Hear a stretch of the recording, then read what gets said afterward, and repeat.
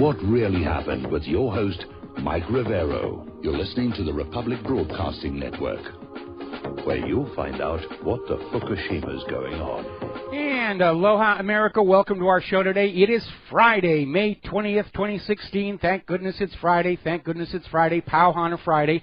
Going into what we hope will be a long, relaxing weekend. I don't know. Quick reminder, the Lady Claire will be joining us in hour number 3 of the show today. Huzzah, huzzah, huzzah. So we can all look forward to that. I certainly do. We always have a lot of fun here. All right, getting into the news here. First of all, the phone lines are open, 800-313-9443. Dan is in our control room for a few moments to be replaced by Mike imminently, and they'll be ready to just put you on the air when you call on in. Now, Donald Trump has just finished speaking to the National Rifle Association, which has formally endorsed him to be President of the United States of America. And when I first put that story up, I had a comment on there saying, look for a whole bunch of false flag shootings to make the NRA and Trump look bad. And sure enough, there's just been a shooting near the White House. They're saying a person was shot. The White House is on lockdown. President Obama wasn't there. He's over at Andrews playing golf. Boy, the timing is just very suspicious. See, guns are bad. Guns are bad. The NRA is bad for supporting guns, and Trump is bad because he loves guns. And so, yeah, it's getting a little pathetic out there. Okay, now then, Donald Trump just broke an historic record. He has won more votes in a primary than any other Republican candidate in history. So that's an important landmark, and people need to keep that in mind. Now, yesterday we had Hillary Clinton, who I'm beginning to get a sense of panic coming out of her. And she's out there saying Donald Trump isn't qualified to be president. Because, you know, Hillary's been in the White House. She's already been. She's the wife of a former president. And that makes her much more qualified to be president than Donald Trump, who's only spent his life starting companies and building buildings and providing jobs and actually making things happen. But Hillary says that Donald Trump isn't qualified. Trump, of course, did not take that sitting down, and he wrote back and said, look at all the bad decisions Hillary has made during her time, as Secretary of State, having a private server. She has a long pattern of poor judgment and reckless behavior, and that definitely disqualifies her from being a president. We don't need any more poor quality thinking coming out of the Oval Office. So this whole attempt by Hillary to attack Donald Trump on CNN has backfired horribly all over social media. People are just, attacking her. They're reminding her that she actually doesn't have anything that she can point to from her term as Secretary of State that's a positive. It's all one epic disaster after another, after another, after another. And Hillary, of course, is trying to basically put the finishing touches to Bernie Sanders. She's tired of spending her general election funds trying to win the primary. She was promised the primary. Deborah Wasserman Schultz is promising it to her. She wants Bernie Sanders to go. She's out there saying, there is no way I will not be the nominee. This primary season is over. You should just go home and accept that. There's a bit of a problem. In all probability, she's right. We've seen the massive election fraud going on, and we're going to see it going on in November as well. I can guarantee it right now. But Hillary is making a major strategic mistake, and even the Democratic leadership is realizing they've got a problem. Because Hillary's way of dealing with Bernie Sanders supporters is angering them to the point where they will vote for Donald Trump before they will vote for Hillary Clinton. And if Hillary Clinton goes into November and she does not have Bernie Sanders supporters on her side, she's going to lose in a landslide. And all the vote rigging is not going to be able to overcome that. Now, over in Pennsylvania, I don't know, I think it's time somebody checks their water for contamination there. The former Pennsylvania governor, Ed Rendell, came on out with this bizarre comment, ugly women won't vote for Donald Trump, which he seems to be implying Hillary has the ugly vote locked down. And I don't know where he's coming from that, but it's a bizarre statement to make. It is bizarre. Ugly women won't vote for Donald Trump. That's completely baseless. Now then, as you know, one of the reasons for Hillary to be hitting the panic button is there are more and more investigations being attempted, civil lawsuits piling on to her email server and the Clinton Foundation.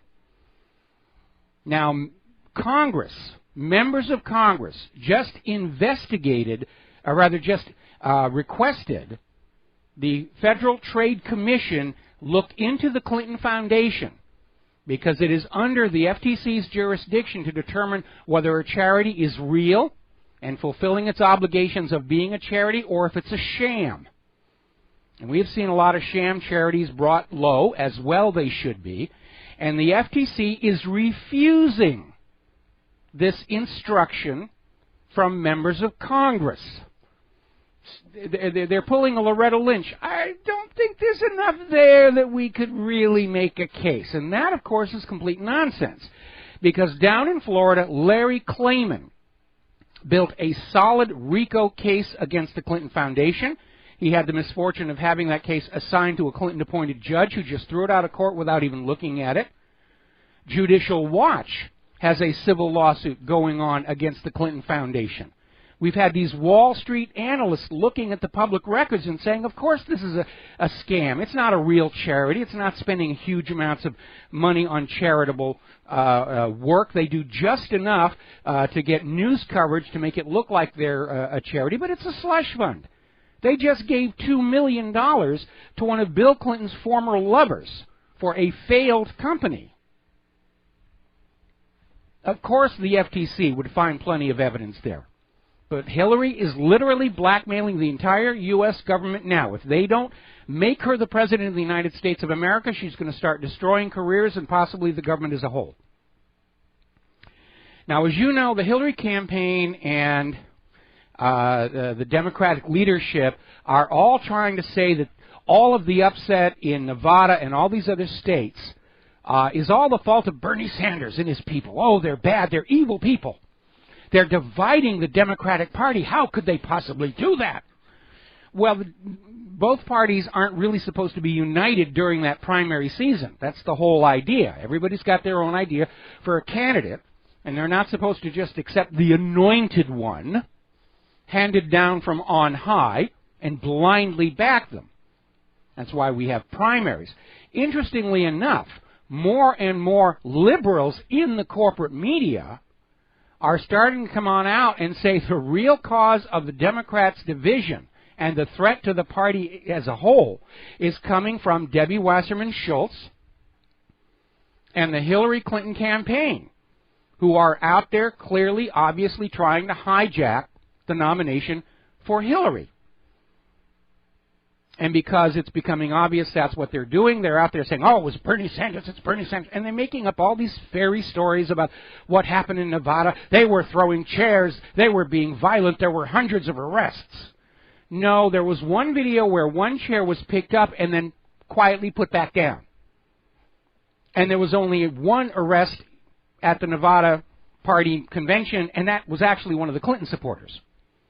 That's the real story out there. Senator Barbara Boxer's in there out there saying, oh, the Bernie Sanders supporters, they're scary. They're making me afraid for my life. By the way, Senator Boxer, who is anti-gun, does carry concealed. So I don't know why she's afraid. Story coming out of Op-Ed News going into more and more detail about the despicable, false narrative of violence in Nevada. There wasn't any. We know that one of the reporters who put that story out there wasn't even there at the convention toward the end, when the Sanders people were being ejected. He just picked up a tweet and ran with it. Anything that makes Sanders look bad, anything that serves the Empress Hillary is a good thing. Now, remember what I said the other day about how the Israeli media is absolutely terrified of a Donald Trump presidency, because he will not automatically do what Israel wants. They want a lock on the White House. They want somebody in there where when Israel says jump, the president will say how high. That's Hillary. That's not Donald Trump. Trump is out there saying he wants to walk a balanced position between Israel, and Palestine, and he's not automatically going to go along with everything that Israel wants, which would presumably include some of those United Nations Security Council vetoes. And that's a big problem. So it's not a surprise that the Jerusalem Post came out with this article about how Trump backers unleashed these horrible anti-Semitic tweets at the New York Times editor, supposedly as revenge for that botched-up smear job last Sunday. And the tweets, you can almost tell they were put together by a public relations firm. One of them was a picture of dollar bills leading up to an open oven door. Okay? How do you know they're Trump supporters? How do you know they are Trump supporters? Why? Because they say in their tweet, I'm a Trump supporter and I'm going to be a real jerk. Don't forget that the supposed Bernie Sanders supporters who were causing violence at Trump's rallies turned out to have been hired by the Hillary campaign to make both Trump and Sanders look bad. How can you be sure that these are not Hillary's hired actors sending those tweets to make Trump look bad, along with the editors of the Jerusalem Post who were dumb enough to fall for such an obvious stunt? So, Kathleen Wiley, as you know, Willie, was groped by President Bill Clinton in the Oval Office on the same day her husband died under suspicious circumstances. Now, Kathleen is convinced that the Clintons murdered her husband. He was one of 4 top Clinton fundraisers who died under mysterious circumstances, including Vince Foster.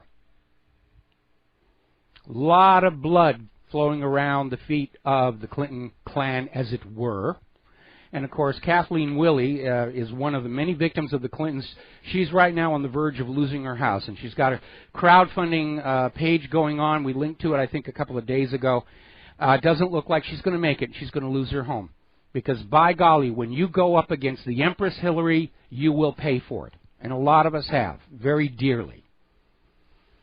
Now, over in France, the leader of the French National Party, Marine Le Pen, in an interview in Russia Today, said Hillary Clinton as president is a danger to world peace because of her demonstrated love for war and intervention and bombing and drone strikes and so forth. I'm sure Hillary's out there saying, how dare she say I'm a threat to peace? Let's nuke Paris! I'll teach her to think that I'm a threat to peace. Now, the good news coming out of Mitt Romney is that they've basically decided to drop this whole plan to try and create a third-party candidate to take votes away from Donald Trump. Mitt Romney knows he's not the person who can do it. They're unable to recruit anybody else who wants to come on in and look that bad. And there is another reality, I think, that caught up with them. We are already past the deadline in most of the states where you can mount a petition drive to put a new candidate on the November ballot. So they're just abandoning it, and it looks like the GOP, at least on the face of it, is finally starting to accept the reality Donald Trump is going to be the nominee. And you know, unless you want to put Hillary in the Oval Office, and I'm sure some of the more blackmailable GOP leaders are planning to do just that, you know, Donald Trump is going to be the nominee. And again, there is a very real possibility that somebody is going to try a serious assassination attempt on Donald Trump, and the period of maximum risk is going to be before the GOP convention. So the GOP convention can get together and say, well, Trump isn't here, so we're going to put out Jeb Bush, and, you know, that way we're just guaranteed to continue the status quo as it has been. And obviously, I don't want such an assassination attempt to succeed, but we need to put that out there because, you know, it's almost like we're back in the 60s where, you know, threats to the insiders were dropping like flies. John F. Kennedy, Robert Kennedy, George Wallace, Martin Luther King, on and on and on and on and on. Now, getting on back to what happened in Nevada, one of the Clinton delegates got totally fed up with what happened and has turned whistleblower, saying that the state convention was getting instructions from Roberta Lang to just scrub people off the registration who were not going to vote for Hillary. In fact, they got a text message from Roberta Lang saying, we are setting up Nevada for Hillary. And this former Clinton delegate has gone public on this. Meanwhile, down in Kansas, a judge has ruled that people don't have to prove they are U.S. citizens to vote. Anybody can come on in. The good people of Kansas, the good people of Juarez, the good people of Mexico City, the good people of Syria, and the good people of whatever. Hillary is definitely relying on the illegal vote to put her over the top. And they're courting the illegals. They're saying if Hillary is made the president, they're going to all be made citizens. They're going to get free stuff. They're going to take all the money away from the legal American citizens, and they're going to give it to the illegals. Who could not be in favor of a deal like that? All right, turning to the war zones. As you know, there has been a lot of talk about a renewed U.S. invasion into Syria. Even though the Syrian army, aided by Russian air power, is all but victorious against the terrorist groups, the U.S. is out there saying, we got to get back in, we got to get back in, we got to get back in. And we know what they really want to do. They're going to go on in and say, honest, we're getting ISIS and Al-Qaeda and al-Nusra really, oh, gee, we're sorry, we bombed another hospital by mistake. Boy, I don't know what's wrong with those pilots we have. So Russia just pulled a brilliant move suggesting that the U.S.-led coalition participate in joint actions alongside Russia. Checkmate, game, set, and match. Because if Russia and the U.S. coalition are side by side, the coalition can't very well wander off and start to bomb Syrian assets, claiming that they're after ISIS and Al-Qaeda. Now, we can expect the U.S. to refuse that because they want to go back to bombing power stations, water treatment plants, food storage, and so forth, because they still want to get Bashar al-Assad out. And at this point, they're going to be desperate enough to do a decapitation strike. They're going to go right on into Damascus or wherever they think Assad is, and they're going to flatten the place. And they're going to say, oh, my goodness, those gosh darn ISIS, they somehow got a fuel air explosive. All right, we're going to grab a phone call. Steve in Massachusetts, aloha, welcome to the show. What's on your mind? Hi, Mike. I want to talk to you about Trump. Go ahead. And I saw this quick little segment about him talking about a bubble, and that's on the horizon. He says, I hope it bursts now rather than when I happen to be president 2 months into my presidency. Man, he's already warning the people saying, hey, look, there's something on the horizon. And we all know it's coming. And, you know, certainly if he is president when the bubble implodes, everybody who hates him is going to say, see, Donald Trump ruined the economy. We had a recovery underway, and Donald Trump wrecked it. You know, it's kind of like what happened to Herbert Hoover, who took the historical blame for the Depression of the 1930s. But he didn't create that Depression. It was created for him by the bankers. Yeah, I noticed, like the last two crisis, the housing crisis and the tech 99 crisis, the .com. Yep. They had a trend where the Fed raises the rates, the economy slows down, then the media says the economy is fundamentally sound, and it's the same time where the next president is on the verge of being elected. And I think maybe Trump sees something along that coming along the way, and he's pretty much telling people to say, hey, this is not my fault. This is already coming up. Well, that's probably wise for him to do. Now, the Fed apparently, at least at this point, isn't raising rates. What they're trying to do is make the economy look as good as possible by throwing out as much instantly created money as they can, except it's all going into just a few pockets. So it's not having the effect that it had in previous election years. And they do it to make the incumbents look good. And then once the election is over, things are going to get really bad really quick, and it's going to be an absolute disaster of a holiday shopping season. Okay? Anyway, Steve, got to let you go. Got to take a break for commercials, and we'll be right back. And aloha, America. Welcome back to the show here. Now, the IMF has just announced that they have arranged for a $5.4 billion loan to Iraq. It's going to be paid out over 3 years to deal with the fact that Iraq's economy is in trouble because of the fall in oil prices, part of the collateral damage from that poorly thought out oil price war against Russia. And so the IMF have their claws back into Iraq, making them all debt slaves. So if you really want to know who won the war in Iraq, the money junkies did. The money junkies always win the wars. That's what these wars are fought for, to make the money junkies happy. Remember, prior to the creation of the Federal Reserve, there was no such thing as a world war. Now we're into big mistake number 3. And we've got that British general out there saying, oh, nuclear war is plausible. Sure, you might as well get used to that idea right now. You know, we're going to be blowing things up all over the planet. It'll be the best fireworks show you've ever seen, assuming you survive it. Now, there may be a little bit of a wrinkle because anti-government protesters just stormed the Prime Minister's office in Baghdad. A little more intense than the occupation of the Parliament. They've declared a curfew in the green zone. And basically, the Iraqi people are sick and tired of their U.S.-imposed puppet rulers who are corrupt beyond belief. They want their country back. Who can blame them?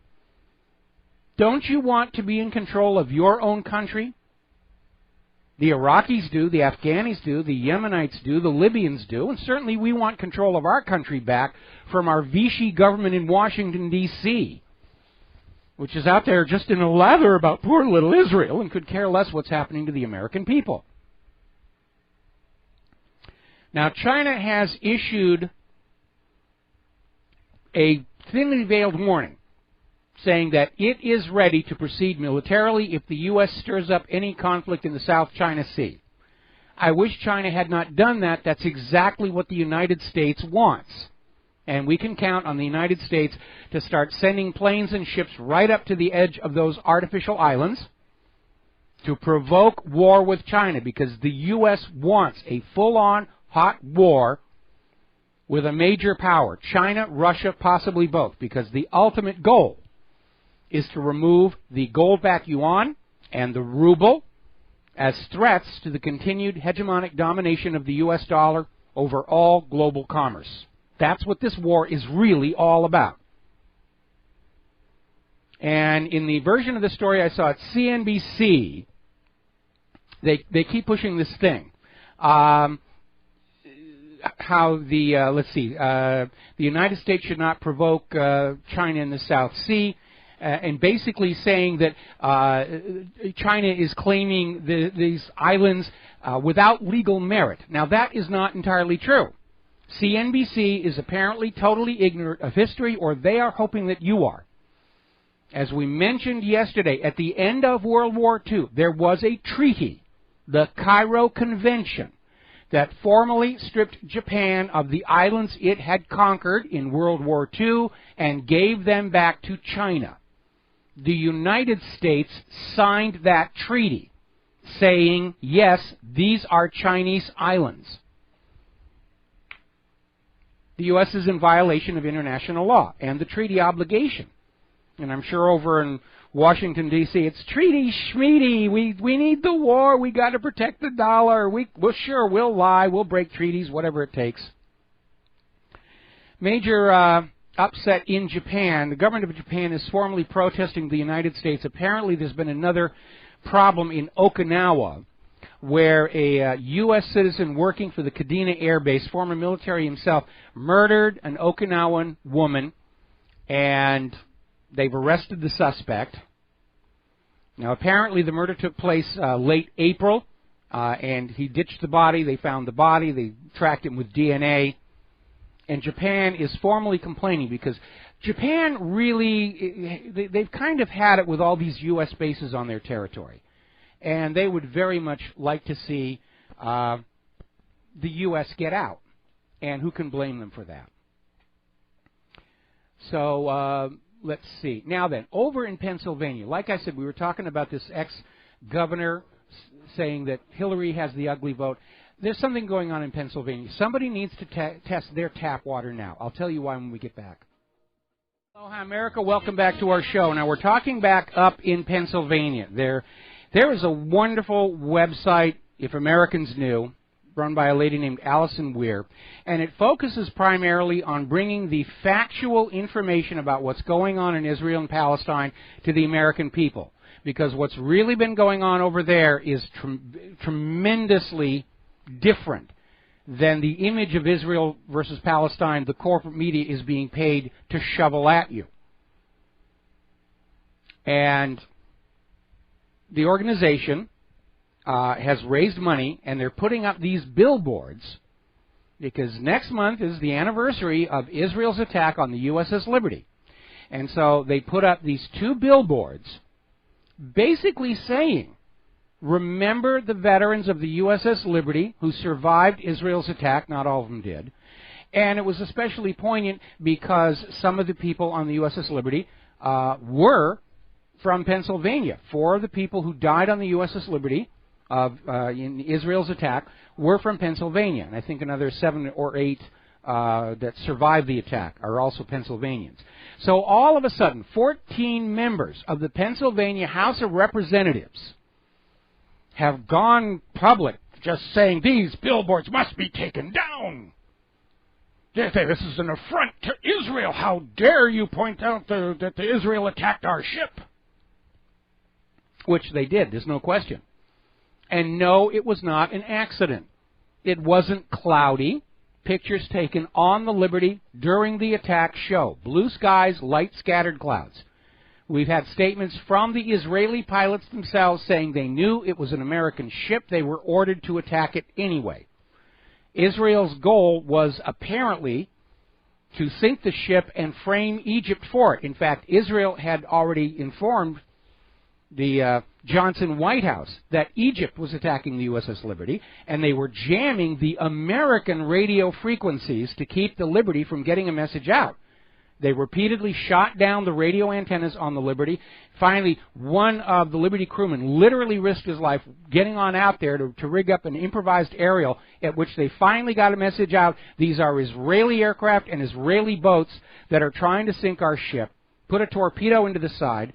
When the crew tried to abandon the Liberty, the Israelis shot up the life rafts. That is a violation of international law.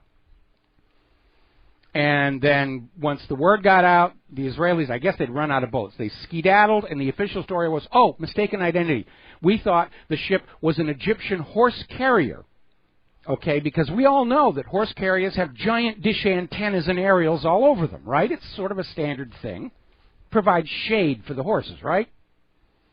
So they got these billboards up there, and these 14 members of the Pennsylvania House of Representatives are just in an absolute lather. Apparently, they don't have anything else to worry about in Pennsylvania, because their job is Pennsylvania, not Israel. And they're out there on the warpath, and they're trying to get the billboard company to cancel the contract and pull it back on down. And we are seeing once again that our politicians are not working for the United States of America and the American people. They are working for a foreign government. We are under foreign puppet rule. The Iraqis don't like it. The Afghanis don't like it. The Libyans don't like it. The Yemenites don't like it. Why should we be any more comfortable with it? So, make a note of all of these friends of Israel's, and in November, give as many of them pink slips as you possibly can.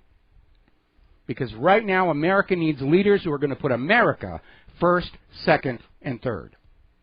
We're going to take a phone call. George in Texas, aloha, welcome to the show. What's on your mind? How you doing, Mike? Doing okay. You know, the thing is, I heard a rumor. It was coming from the students and one of the constables, and that is for this transgender thing. There was a threat also from Washington that they will send out U.S. Marshals to any principal or school administrators that will not will deny a person who identifies himself as a female for entering a locker room. And I can't confirm it, but it wouldn't surprise me if the president would send marshals out to make sure that transgender gets to go to ladies' locker room. First of all, there's no legal foundation for the president to be able to do that. What Obama simply did is say that any schools receiving federal funding that refuse to allow men to use the women's shower room and everything, the funding will be cut. It's extortion. And Obama has admitted he doesn't actually have legal authority to do this kind of tinkering in schools, but he's just basically, it's an extortion situation. You know, you do what I do or we don't, you know, we've taken all your money away from you and we were supposed to give it back, but we're not going to give it back unless you do what we tell you. That's how government operates. Take everything away and then let you have it back as long as you are obedient. Well, you know, I'm kind of noticing it's more like the establishment is getting really, really loud, like they're going to do this to us and do that to us. And, Mike, I'm really starting to see that when they really start to puff themselves up being all-powerful and everything like that, it just shows that they're very weak because, Mike, there is so many undercurrents underneath their feet. You know, I don't. The faster they try to roll things out, the faster it's going to collapse at the same time. Yeah, it is.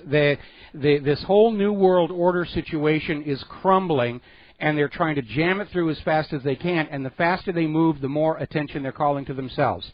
And this flooding Europe with all these refugees has backfired tremendously, creating all kinds of hostility, is actually leading to the dissolving of the European Union, which is definitely not part of the New World Order agenda. Same thing with the refugees coming into the United States and the illegal immigrants.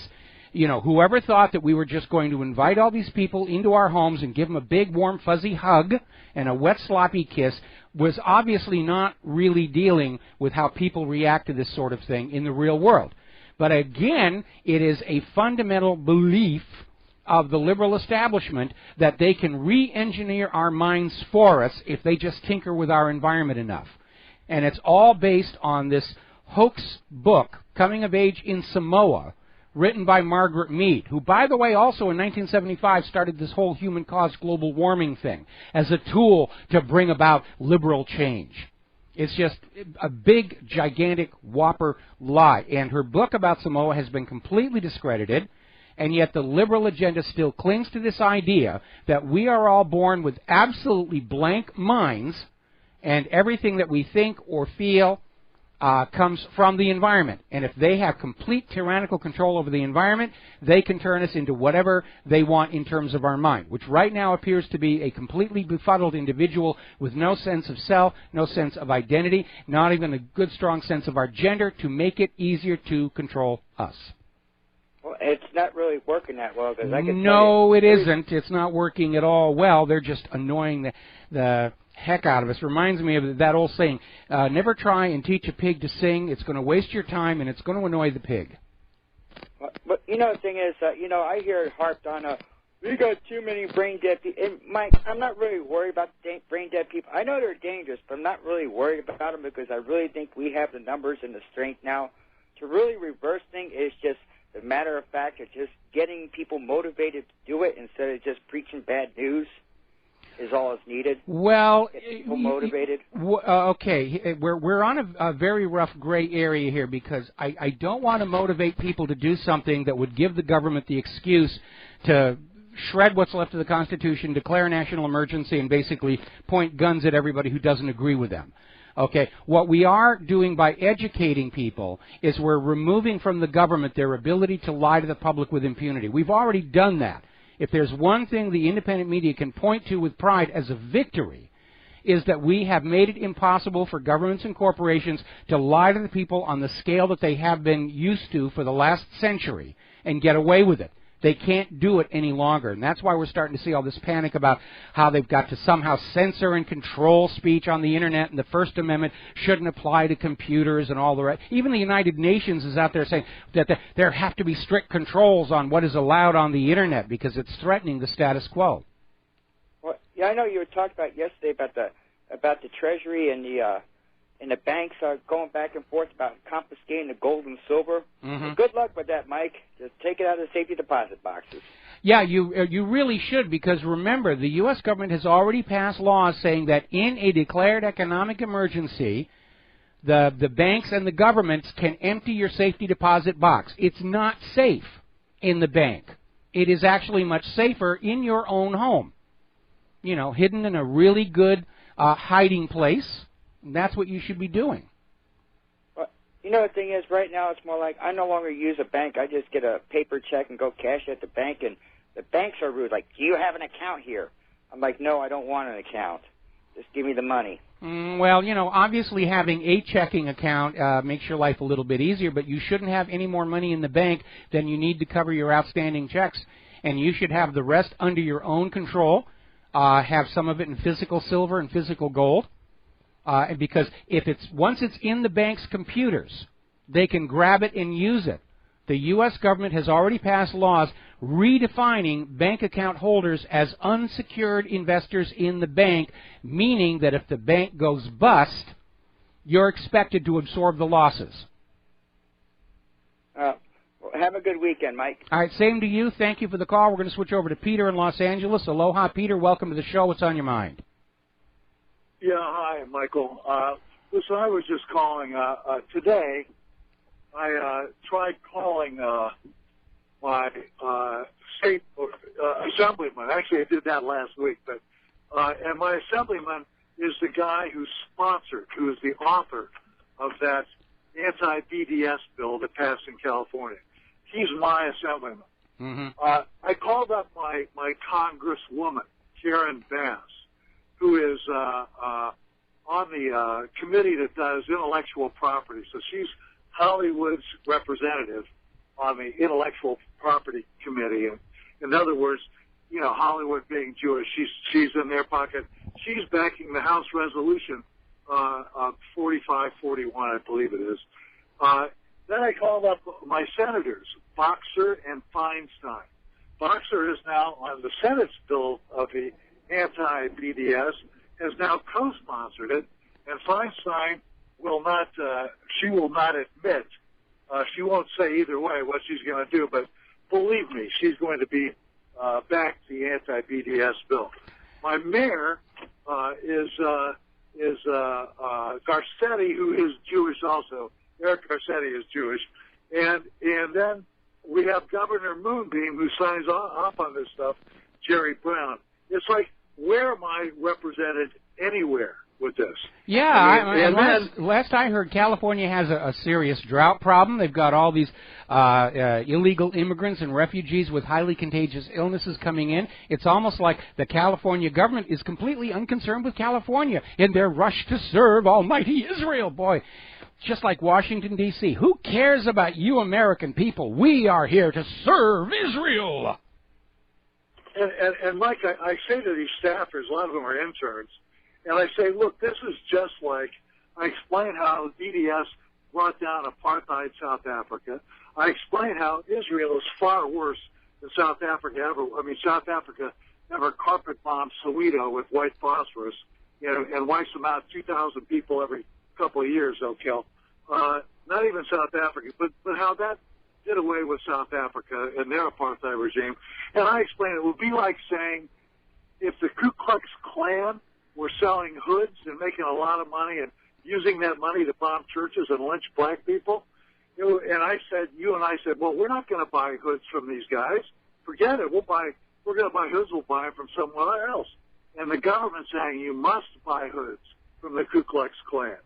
Okay, now hang on. There's a qualification there. First of all, the California bill is going to have absolutely no effect because there's already a federal law banning companies from boycotting Israel. But neither of these laws can constrain individual Americans from boycotting Israel, and it may be time for a Supreme Court challenge to remind everybody that boycotts are considered peaceful forms of protest protected by the First Amendment right to freedom of speech. Somebody needs to sue that California legislature and say, you're not playing by the Constitution, you are out of here. You are not a legal, legitimate government unless you comply with that Constitution.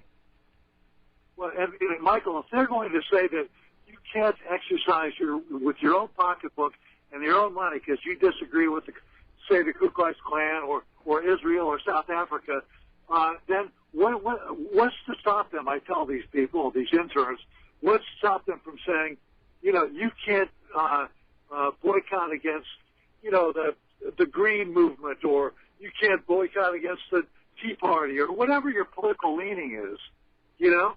If you can't exercise that, what can they tell you what you can't do next?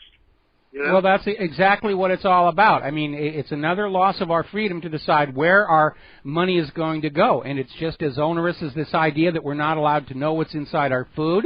We're not allowed to reject vaccines that are proving to be more harmful. It's a complete tyranny. We are being treated by the government as if we are property, as if we are cattle, as if we are goyim, which means cattle. And that's the kind of government they're bringing in here. They're turning the United States of America into another Palestine, where we have no rights, we're walled in, we're forced to be dependent on the generosity of our Israeli masters. One more thing, Michael, and that is on the Board of Regents is Feinstein's husband for the University of California. Yes. And they have changed the definition of anti-Semitism to include any criticism of Israel. So nowhere on campus now in the UC system, UC Irvine, UCLA, Berkeley, all these places, can you now talk about the Nakba? Can you talk about the liberty? Can you criticize any of Israel's Jews-only roads or Jews-only laws? And you know how foolish that is? That's like saying that you can't criticize the Nazis because that's just being anti-German. Well, but that's my state, though, Mike, and you can't do that in schools. Now it's a state law. The feds are about to pass it. It'll pass the feds too. The anti-BDS thing. They're making it illegal. They control us so much that they're taking away our free speech just because they don't want to have to answer some embarrassing questions about their co-religionists who are apartheid thug Nazis. Oh, that's basically it. They're protecting themselves because they're becoming aware that we, the American people, are understanding our politicians do not work for America. We are under foreign puppet rule from Tel Aviv. And we don't like it any more than the people of any other puppet-ruled country likes it. And they're out to protect themselves because they're seeing what's happening in these other countries where the people are starting to invade the parliament or the prime minister's office. And look at all the rioting taking place. They understand. We're at the point of losing our temper with them and giving them the pink slip and kicking them out of our government buildings because this is our nation and we want it back. Thank you for the phone call, Peter. We're going to have to let you go here. We've got another caller waiting for when we come back from these commercials. And aloha, America. Welcome back to our show. We're going to take a phone call. Tom in Florida. Aloha, Tom. Welcome to the show. What's on your mind? Well, good day to you, Michael. And I have my decaf today. The other day I drank some Cuban coffee and made me nuts. That's what happens when you drink espresso. Yes. But, you're talking about the USS Liberty. Michael, what year did that happen at? What year was that? I think it was 64, something like that. Okay, let me explain something. Yeah, I think it was around 64, 65. In 1965, they gave us this this Immigration Act, the Immigration Act of 1965, which was ran by a bunch of Jews who now have flooded this country with multiple millions of illegal, I don't know what you call these people that are coming here now. And we got millions more. They're surely not United Northern White Europeans. They're absolutely trying to tear this country to pieces, turning it into a third world abomination. Well, hang on. There may be something else going on. First of all, I aired the attack on the Liberty took place in 1967, but you know that Israel has ambitions to grab the Middle East to form Eretz Israel, the Israel that's defined in the Torah or the Old Testament as reaching all the way from the Nile to the Euphrates. And maybe the reason Israel is so supportive of all this refugee is they're trying to empty the land out. If they take all the people and say, go to Europe, you're going to get free houses and free cars and everything, and then they build the walls around the new state of Israel and say, ha, we suckered you, you're gone, and this is now our land. And, you know, these Jews here in this United States of America, they want to grab your guns, but they sure tell everybody in Israel to walk around with an Uzi. And they're telling their Israeli citizens to walk around with Uzis, whatever weapon they can walk around on the streets with. You know, I just want to, you know, there's so many things going on. I was listening to Michael Savage earlier, and Michael Savage is actually saying in England and Europe, the white males over there became a bunch of pansies, and that's why they're being invaded. They're actually dumbing these white males down to become sissies. And Michael Savage, who's, by the way, Jewish, said there's a race war against white people in this country. He's been saying it like, I've heard him say it 3 times over the last month. Well, it's starting to look like it's starting. Hey, Tom, Even the decaf is too much. It's starting to look like Savage is right. I mean, we're seeing all this talk about how, it's okay to hate white people now as punishment for the oppression in past centuries, this whole collective guilt nonsense. But you're absolutely right. And, if the New World Order is trying to destroy all of our ethnic identities, whites have to be on the list along with everybody else. And you had the Pope out there saying that whites must interbreed with Muslims now. I mean, this is just getting to absolutely ludicrous lengths. What Savage is saying, but Michael, I got to tell you something. I want everybody in your listening audience to understand this, and I want everybody in RBN to understand this.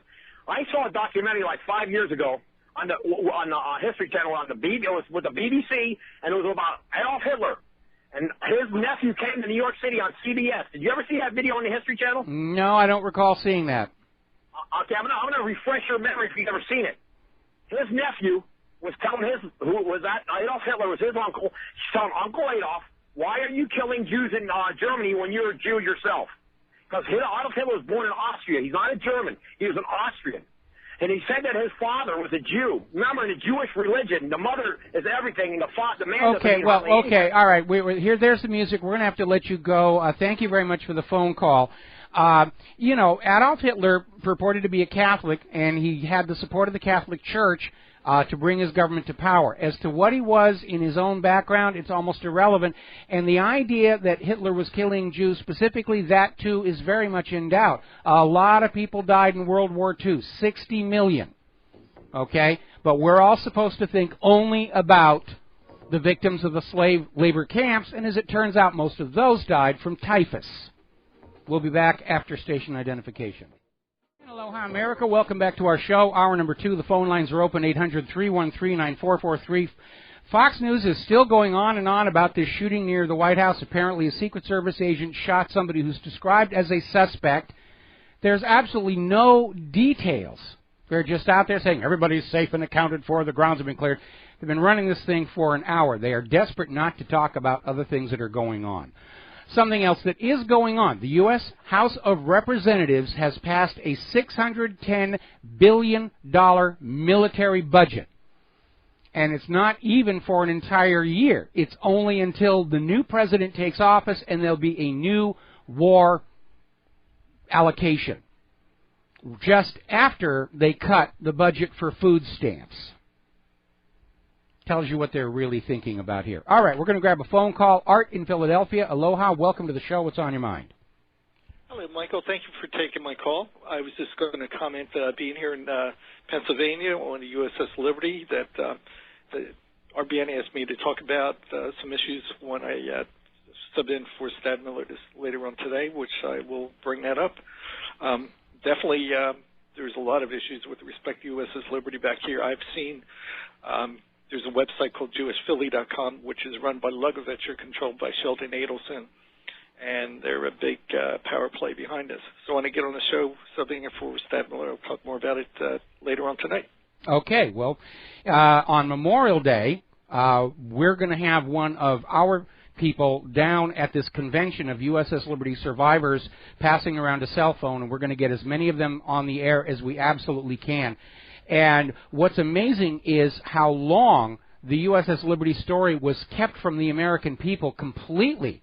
The crew were literally threatened with prison if they ever talked about the fact that Israel tried to sink their ship and frame Egypt for it. And finally, as these crewmen retired and they reached a certain age and they said, I'm not afraid of the government throwing me in prison anymore, and they started going public. And, of course, Israel came out and said, oh, it's an anti-Semitic hoax. It's the Jew haters that are out there trying to say bad things about us. And then finally Israel had to come out and say, yeah, we tried to sink the ship. But honest, it was an accident. The weather was really bad. Our pilots have got terrible eyesight, and we thought it was this Egyptian horse carrier. Because, as I mentioned before, we all know that horse-carrying ships have giant dish antennas and aerials all over the top of them. The flag of the USS Liberty is still on display in the U.S. Cryptographic Museum and still has the Israeli cannon shell holes in it. Okay, I find it impossible to accept that Israel shot up an American flag without realizing that that was an American flag. Right, and you mentioned about the Pennsylvania legislature, the GOP. I know from living here that they've been run by the Jewish mafia for decades.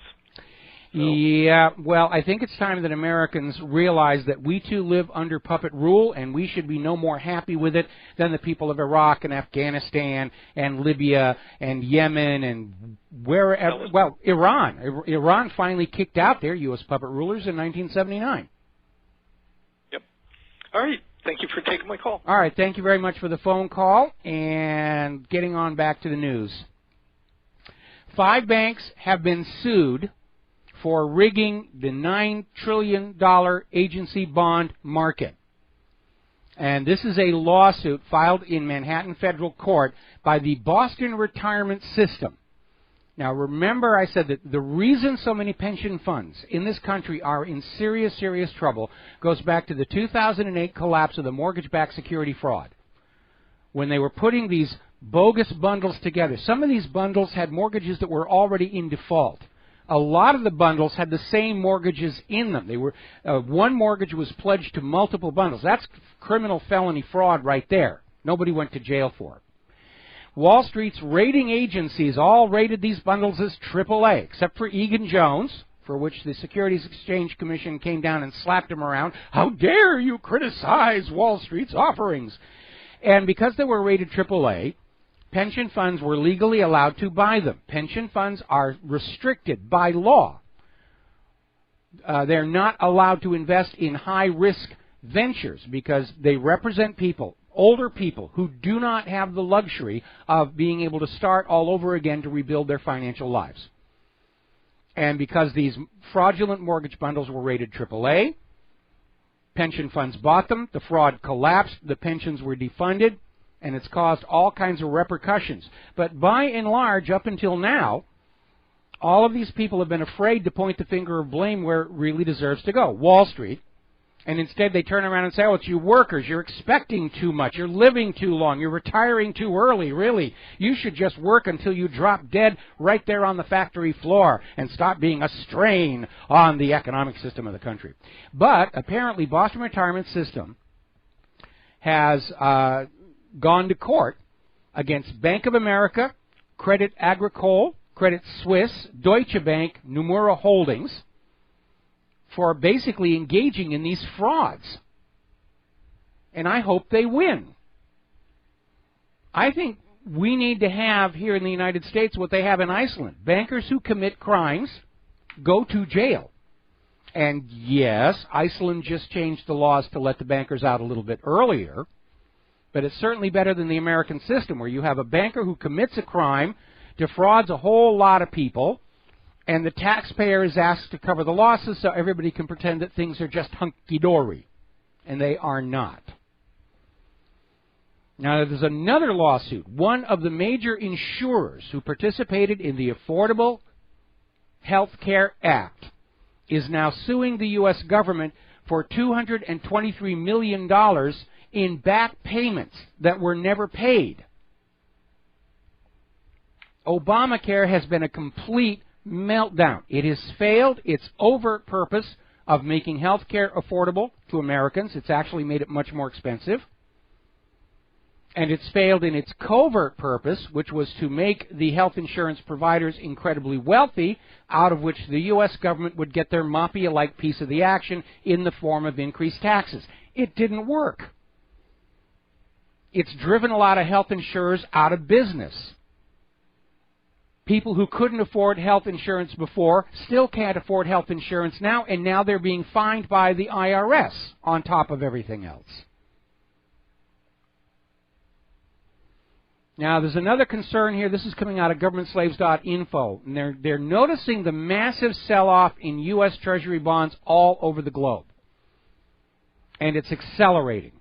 It may very well be that the Federal Reserve is just creating lots and lots of instant new money to buy these Treasury bonds back, which will, of course, evaporate the remaining value of the U.S. dollar. They can't keep it up forever. And they're asking, is this massive Treasury sell-off, is this the warning sign of a coming global recession? Because the downside of economic globalism is everybody is linked to everybody else. And when it goes to heck in one part of the world, it'll drag the rest of the world down. That's what happened back in 2008. When the mortgage-backed security fraud collapsed, economic globalism, the removing of safety barriers at the national borders, is what turned an American economic catastrophe into a global crisis. China and Russia are dumping their U.S. dollars and acquiring gold as fast as they can. People are moving into metals, and it's now hit the point, according to Investment Watch blog, there is now a deficit in global silver supply. People want silver, they can't get it. It's not coming out of the mines quickly enough. It's not being put on the market quickly enough.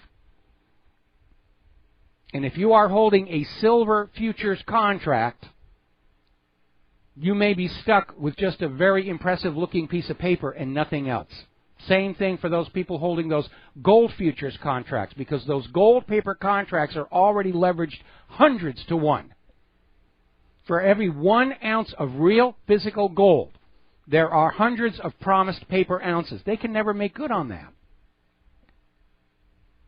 Now, over in France, the riots are continuing. The French people are very angry over these European Union mandated what are called labor reforms, which are just another word for austerity, because these reforms limit pay, reduce pay, and reduce workplace safety, basically allow workplace conditions to deteriorate. France is going to be turned into a sweatshop with little pay for the French people, which means the French economy is going to collapse. Because the same thing that's happening in the U.S. is going to happen there as well. If ordinary people do not have ways of trading their labor for decent wages and salaries, then they cannot go to the stores and buy the products the corporations are making. Even if the government says you will buy a Bluetooth headphone for your cell phone, you will buy these vaccines, you will buy and eat this GMO food. If we don't have the money, we don't have the money, we don't have the money, period, end of discussion. And why all of these money junkie banks cannot seem to understand that if the wealth is not recycling back to the bottom of the pyramid will collapse, is just amazing. But then these are people who are caught in addictive behavior. They're mentally ill. They're addicted to money. And like any other addict, meth addict, heroin addict, cocaine addict, they literally cannot see the damage they're causing around themselves by serving their addiction. And that's where we are right now. So getting on back to France, 220,000 French workers have blocked roadways, burned police cars, violently rioted in opposition to this demand by the European Union that they accept lower pay, longer working hours. And they're very angry with Francois Hollande, who's out there saying, listen, I am absolutely not backing down. My masters at the European Central Bank are saying I must make you poorer so the bankers can feel richer. And because they own me, that's what I'm going to do. Well, my sympathies are on the French people. They're back, basically, in terms of the economic and labor oppressions, they're back in the time of Louis XVI. Francois Hollande ought to be paying attention to that reality. Because when they snap, it's going to happen quickly. Look at the revolution in Romania. 2 weeks before it happened, looking around Romania, you would have just assumed everything was fine. And then all of a sudden there was a riot at a sporting event that turned into a spontaneous political meeting, and 2 weeks later Ceausescu was machine gunned to death on Romanian national TV. It happened that fast, space of just 2 weeks. So good for the French people, and to heck with the money junkies. Meanwhile, in Washington, D.C., Verizon employees are holding a protest rally against Verizon's new employment plan, which is longer hours, less protections, less money. The message is going out from the money junkies to the entire planet. You must make do with less so we can have more. You must make do with less so we can have more. You must make do with less because we have to have more. That's a tough sell. That's a very tough sell. And again, it's self-defeating. Because if all the money is piled up at the very top of society, and there's no way for it to get back down to the bottom, the whole system's going to lock up. It's going to collapse. That's what's happening right now. So let's talk about immigration and how that whole thing is working out. Apparently, there was a 60 Minutes crew in Sweden trying to do a video to make this immigration thing look like it was going really good. They got attacked by Somali migrants. Now, National Public Radio is out there with one of their morning edition programs, and basically, in fact, just earlier today, came out with this claim that Russia triggered this entire European refugee crisis when they bombed Syria. They're trying to put the blame on Putin. This is all Putin's fault. It's a disaster in the making, but it's all somebody else's fault. Okay, well, if bombing Syria triggered the refugee crisis, why do we have Somali refugees up there beating up on 60-minute crews? I mean, NPR is really pathetic, trying to claim the refugee crisis is all Putin's fault, as if years of U.S. interventions on all the Middle Eastern nations has nothing to do with it. And my message to NPR is this. We know you're supposed to be mindless government stooges, but please let us not abuse that privilege. France is now starting to edge away from the U.S. and EU. They're talking about a visa-free arrangement with Russia. They want to get away from all this sanctions nonsense. France has suffered horribly under all this Russian sanctions and all this chest thumping going on between the U.S. and Europe and everybody else. They're fed up with it. And now the French government is talking about they want to court Russian tourism, and they just want to have visa-free travel. You have a Russian passport? Come on in. Visit the Louvre. Spend money. Up in Germany, their media is out there warning that, yes, the sex attacks on German girls by the refugees are going to likely increase. And they're out there saying it's really all the fault of the German girls, and as especially as we get into summer and they start wearing shorter skirts and tighter tops, it's really their fault. I thought this blame the rape victim mindset went out of fashion back in the 1980s. But that's literally what the German media is trying to sell out there, that all of these refugees who are sexually assaulting all these German girls, it's really the fault of the girls for looking too pretty.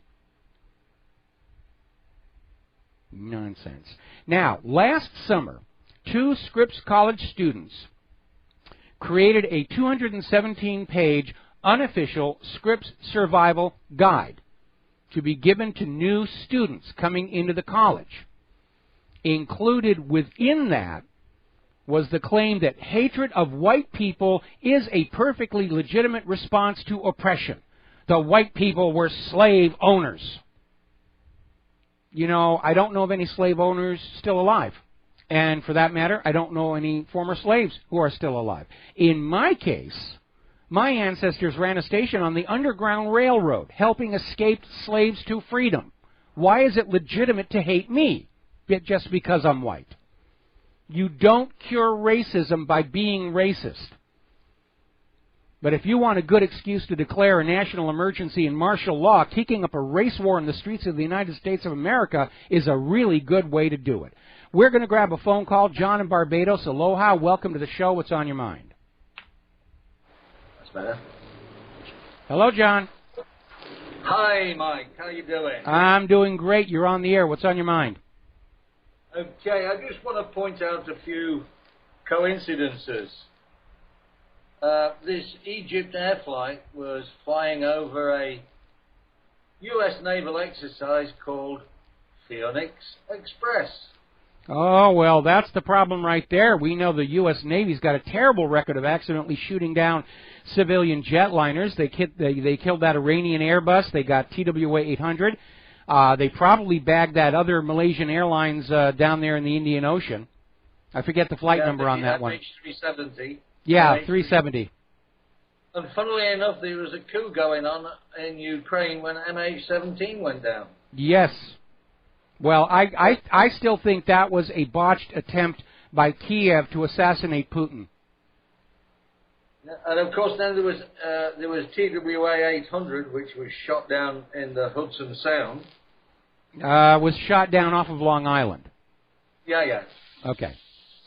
Yeah, but I mean, this seems to be a regular occurrence. Well, you know, when you look at the quality of the software. Listen, John, I'm going to hold you through this coming commercial break here because you've raised a point that needs a little further elucidation. And it has to do with the fact that the U.S. military-industrial complex is putting out weapons that don't always work correctly.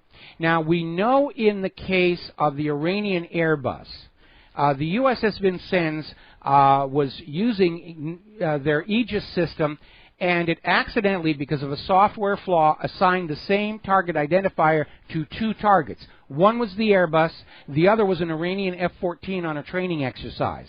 And it blended them together into what looked like an F-14 in close proximity in an attack dive, and that's when they launched the missile. But it was a software error. We got to take a break for commercials. John, stay on the line. I'm going to come back to you.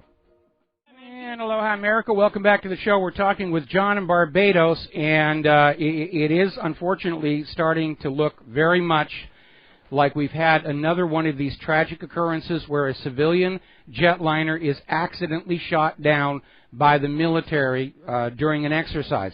The United Nations acknowledges that this has happened, to their knowledge, over 24 times.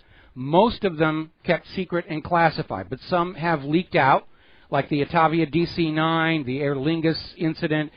We certainly know that was the case with TWA 800. There is no question the USS Vincent shot down that Iranian Airbus.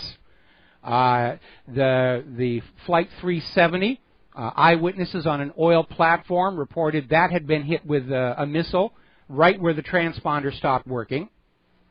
And there was a joint U.S. Navy Thai exercise underneath there. And now we're finding out that Egypt Air Flight 804 flew right through the exercise area for this Phoenix Express 2016 naval exercise. And remember, the radar tracks show that plane swerving, taking evasive action. It was described as such by a military expert. That means they knew something was chasing them. There was no reason for anybody to say it's an obvious terror attack before they'd even found the wreckage. But that was what was coming out immediately. Oh, it's a terror attack. Don't pay any more attention. And, of course, now they've got the White House shooting incident, so people are already forgetting about the inconsistencies in Egypt Air 804, which should remind us, remember when TW 800 was shot down, and witnesses all along the coast said we saw a rocket rise up from where the Navy was exercising and kill that passenger jet, and then a few days later they had the bombing at the Olympic Park to make us all forget about the eyewitnesses to what happened to TWA 800. And the head of the NTSB came out and said, no, those people on Long Island, they're all drunk anyway. You don't want to listen to them. Boy, this is a real tragic repeating pattern, isn't it? Okay. Absolutely, Mike. Yeah. I mean, in today's environment where aircraft talk to satellites all the time, every 30 seconds or so, with their position, the engine speed, the airspeed, and various other bits and pieces, so that by the time they land, the people on the ground know exactly what's gone wrong with the aeroplane before it lands. They've got the spare parts ready. Yes. And they can replace it immediately and get the aeroplane in the air again. Because an aeroplane on the being maintained in an airport isn't earning money. That's exactly right. This satellite system is worldwide. The idea that something can disappear completely like that is nonsense. We've got two systems. There is the passive system, where a ground station will fire a beam up to the aeroplane. It will return because of the metal of the aeroplane, and it will be received. Then you've got the active system, which is the transponder, which fires. Okay, well, you're talking about what you're calling passive. That's called the skin paint mode, where they're literally going after. Air traffic control radars track the transponders. Once the transponder stops, or if the target doesn't have a transponder in the first place, like a military missile, it's not going to show up on air traffic control radar. Yeah, but what it does, in civilian air traffic control, they've got what they call a discriminator circuit, which blanks everything out apart from the transponder signals. Yeah. But there is a switch that they can just go doink. The only problem with doing that, of course, is it shows up everything, the clutter of small aeroplanes, anything flying about, weather balloons. Even high waves on the ocean, even large ships are going to show up. Yeah, it is pretty. They have to know to flip the switch here, and in this case, apparently they didn't. I would be curious to know if that Airbus had the internet connection feature and what people, the friends and family of the passengers, may have received in social media. That would be my next question. Well, yes, but I'm certainly it does have that. It's a modern Airbus which has the connection directly to satellites, telling the satellite all the information about what the aircraft's doing, where it's going. And yeah, but through that satellite, they can also give internet service to the passengers, and that's why I'm saying I would be curious if any of the friends and family of those 66 people who died on that plane received any weird messages just before the plane disappeared. We got to take a break for commercials. Thank you for the phone call, John. We're going to let you go here, and we'll be back with more news after these few words. Aloha, America. Welcome back to the show here, and getting on back to the issue of immigration and refugees. I'm going to have to take back some of the bad things I've been saying about Ann Coulter because she came on out during this interview on BBC Radio 4 saying, what is wrong with the idea of Americans having a homeland?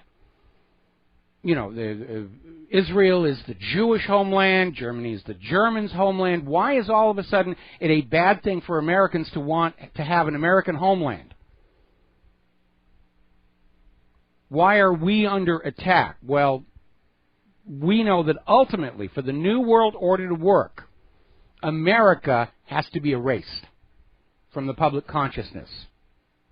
The individual European states have to be erased from the public consciousness. There's going to be this union here and this union here, and we're going to merge them together into more unions until it's one planet, one ruler, one private central bank. But Ann does raise a valid point. We're always talking about these homelands for these various ethnic groups like Israel. Why can we not have the same? What is wrong with Americans wanting an American homeland in this country? Now, a member of the Black Lives Matter movement, who was part of the kicking up a fuss in Ferguson, Missouri, has been arrested for human trafficking and prostitution. This is Charles Wade, who was out there on the forefront of Black Lives Matter and yours don't because you're the wrong color, apparently was arrested for hiring out a 17-year-old girl for sex up in College Park, Maryland. And one of the members over at WhatReallyHappened.com just published an article about this ethics professor at Yale, who's also been accused of sexual harassment by one of his students, Professor Thomas Pogue. I love the smell of burning hypocrite in the morning here. Now, getting on over to the Stinky Badges Department, the Chief of Police of San Francisco has stepped down after growing public criticism of the killings of innocent citizens at the hands of law enforcement officers out there. Chief Greg Seward quit yesterday just hours after a San Francisco police officer fatally shot a black woman in the latest string of police killings. Now, interestingly enough, the police have tried to deflect this harsh reality that they are murdering more innocent Americans than the murderers and the terrorists put together by saying that they're reacting to the war on cops, that citizens are killing police officers and they're afraid, and that's why they've got this hair trigger alert that they're going to pull and fire their gun with the least provocation, and it's our fault if we are wrongfully killed. Actually, according to the FBI's own data, line-of-duty police deaths have been dropping There is no war on cops. It's a piece of propaganda to try and shift the blame from the police who are murdering and wounding innocent Americans onto the victims. And again, you know, we actually made up a T-shirt after that shooting incident at the Empire State Building in New York. 9 bystanders shot, all by the NYPD. And we had a little T-shirt that we had in our online store with a big target and holes and blood coming on out, and underneath it said, Official New York Police Department Target Range. So let's get on to this whole transgendered bathroom nonsense. They're still out there pushing this. And, you know, isn't it weird where you've got all these LGBT are demanding absolute equality with the heterosexuals, but they want their own special bathrooms now? It's kind of weird. Now, as you know, Target has gone along with this agenda. If you are in Target and you are a man, you can go in and use the ladies' restroom. We've seen, apparently Bill Clinton's now spending a lot of time at Target. You know, I can go in the ladies' room. I can have a good time. Really, trust me, I'm a woman inside a man's body, and Hillary's a lesbian. That's why she married me, because I'm also a woman. I don't look like one, but I'm going to go in the restroom. And Target has taken a major, major hit in their retail sales. They are plummeting. People don't want to go there because they don't want to go there out of concern that somebody is going to be in that bathroom who really ought not to be there. And let's be honest, there have been some very sick individuals carrying out some very sick acts inside these restrooms claiming to be protected by this ridiculous policy. Now, Walmart, which is always under such criticism, has basically said, we're not going to go along with this nonsense. If you have the body of a woman, you use the woman's room. If you have the body of a man, you use the man's room. If you try and use the other one, we are going to have you arrested. And all the people who have stopped shopping at Target are now flocking to Walmart. And their business is booming. This is another liberal PC establishment disaster, where they literally thought, you know, we can get people to just go along with this stuff because they're born brainless and everything that they are is a product of government intervention. No, it isn't. Margaret Mead was lying to you. Each one of us is a unique individual that is a blend of our inherited instincts and our life experience. Deal with it. And what should really be concerning to the American people. Our economy is at the edge of a cliff. The U.S. government is invading and regime changing all over the world, and it's not going well. We are literally at risk of a full-on nuclear war. Vaccines are causing more harm than good. Tap water is toxic. GMO food causes tumors. And the Democrats seem to think that letting men use the women's restroom is the single most important issue of the day. It's pretty weird out there. Article coming out of Investment Watch blog. According to the American College of Pediatricians, this transgender agenda is harming children because it is creating confusion in their minds as to what gender they are, which is exactly what I think the agenda is. So that people just aren't sure who they are, where they come from, what their roots are, what gender they are, to make it easier to control them. Now, you remember back when 9/11 happened, there was also a parallel incident involving anthrax being sent to certain members of the media and the Congress. And one of the reasons people were very, very suspicious about all of this being a false flag, first of all, the anthrax actually came from a U.S. biological weapons laboratory. It was put in envelopes that were written to look like they came from semi-literate Muslims, you know, Allah is great, the rest of that. But the actual anthrax itself traced back to a U.S. government biological warfare laboratory. Well, there was another aspect as well, and thank goodness for Judicial Watch, because they're still on this. it turned out that the White House staff started taking Cipro a month before 9/11 and the anthrax attacks. Cipro, of course, will cure anthrax if you're exposed to it.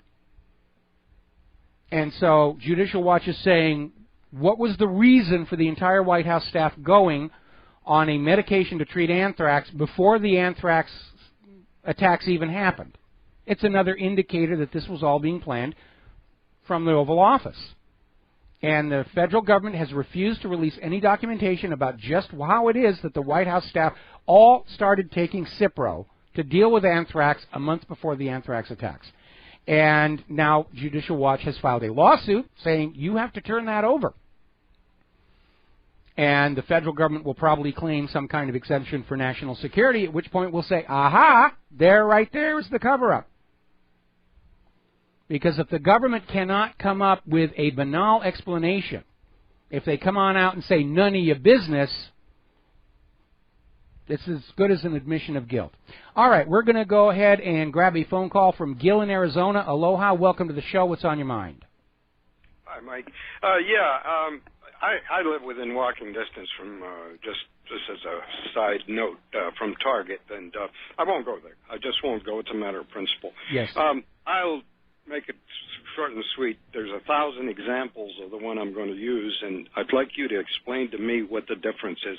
If I happen to be 17 years old, as an example, and I identify as a 21-year-old, can I go in and get served in a bar, and how is that different than what they want?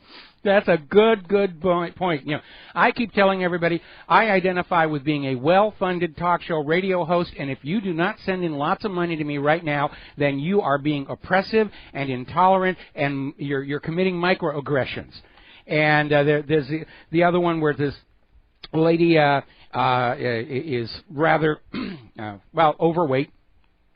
And she says, I identify with being a centerfold model, and if you don't let me be in your magazine, then you're being it really is ridiculous, this idea of self-identifying. Basically what they're trying to say is your imagination and your fantasy is more legitimate than the real world. And that's another way of undermining our sense of identity by saying, you are what you imagine yourself to be. Well, I imagine myself to be Superman. Go ahead and fire a gun at me, and the bullets will just bounce off my chest. The way they bounced off of Hillary Clinton when she was over there in Beirut.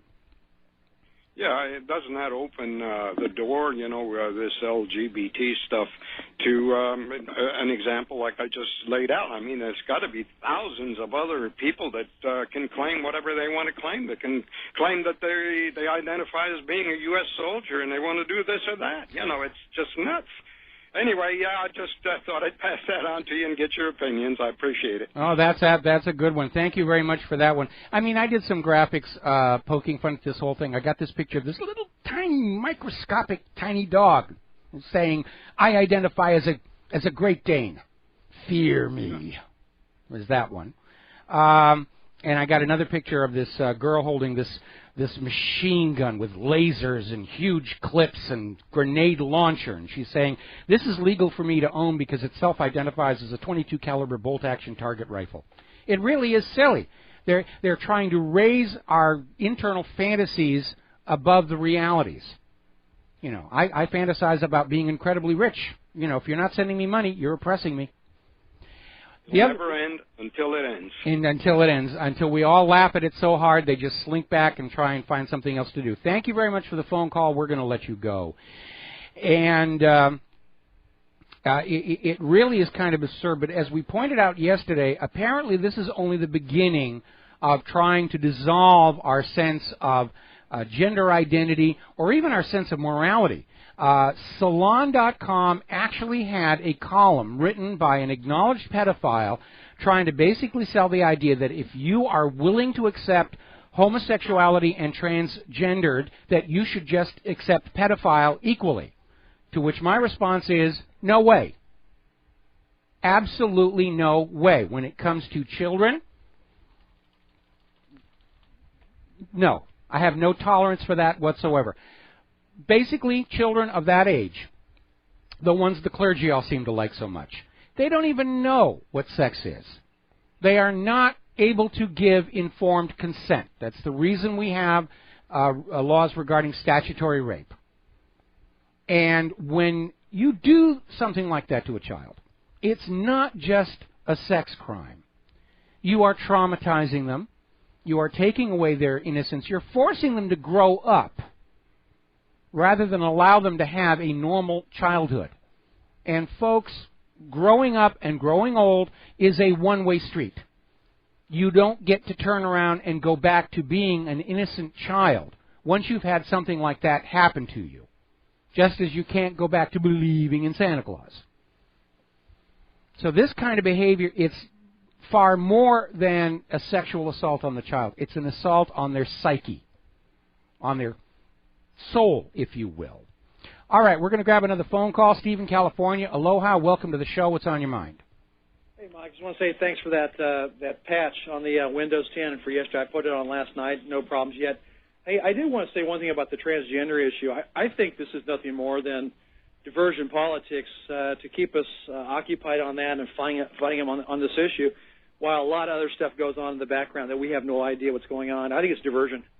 Well, I agree it's being used as a diversion, but there does seem to be other agendas behind it. And again, nothing happens for just a single reason, whether it's a political agenda, a war, or assassination. Usually there are multiple groups behind whatever's going on, and each of them has their own particular agenda. John F. Kennedy, for example, a lot of players in that assassination. From Israel's point of view, it was his refusal to allow them to get nuclear weapons. From organized crime's point of view, it was Kennedy's betrayal after they helped him steal the election, and then he sicked Robert Kennedy on them in the war on organized crime. From the Federal Reserve, it was Executive Order 11110. From the Texas oil billionaires, it was the oil depletion allowance. From the CIA, it was the betrayal at the Bay of Pigs.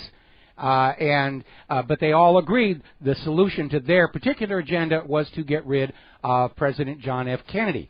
And so it's part of the propaganda to try and claim that everything exists for just one reason, the crazed lone nut assassin, or so forth. So when you see something, whether it's the transgender agenda or an assassination or something, usually there are multiple reasons for why it's happening. In fact, probably there's as many different agendas at work as there are supporters of whatever it is that's going on. I agree. Hey, thanks, Michael. All right, thank you very much here. Speaking of agendas and the fear growing in the minds of the liars that we know they're lying.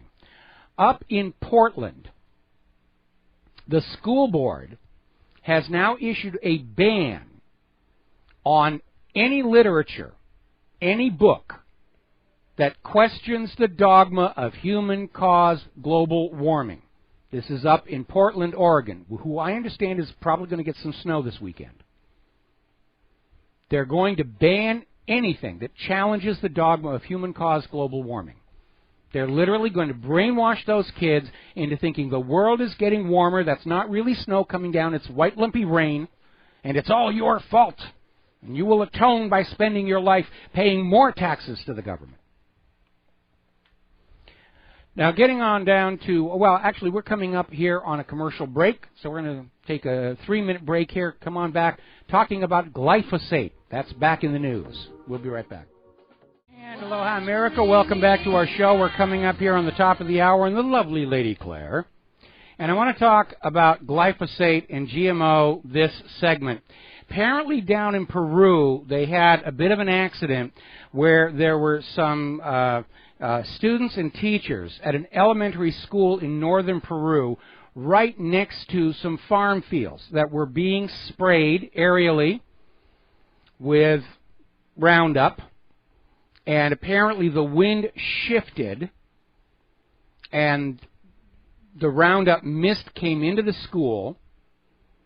And the glyphosate apparently made 92 of the school children and 3 of the teachers seriously, seriously ill. The symptoms included extreme vomiting, fainting, stomach pain, headaches. This stuff is not harmless, no matter what Monsanto's paid spokeslugs may say.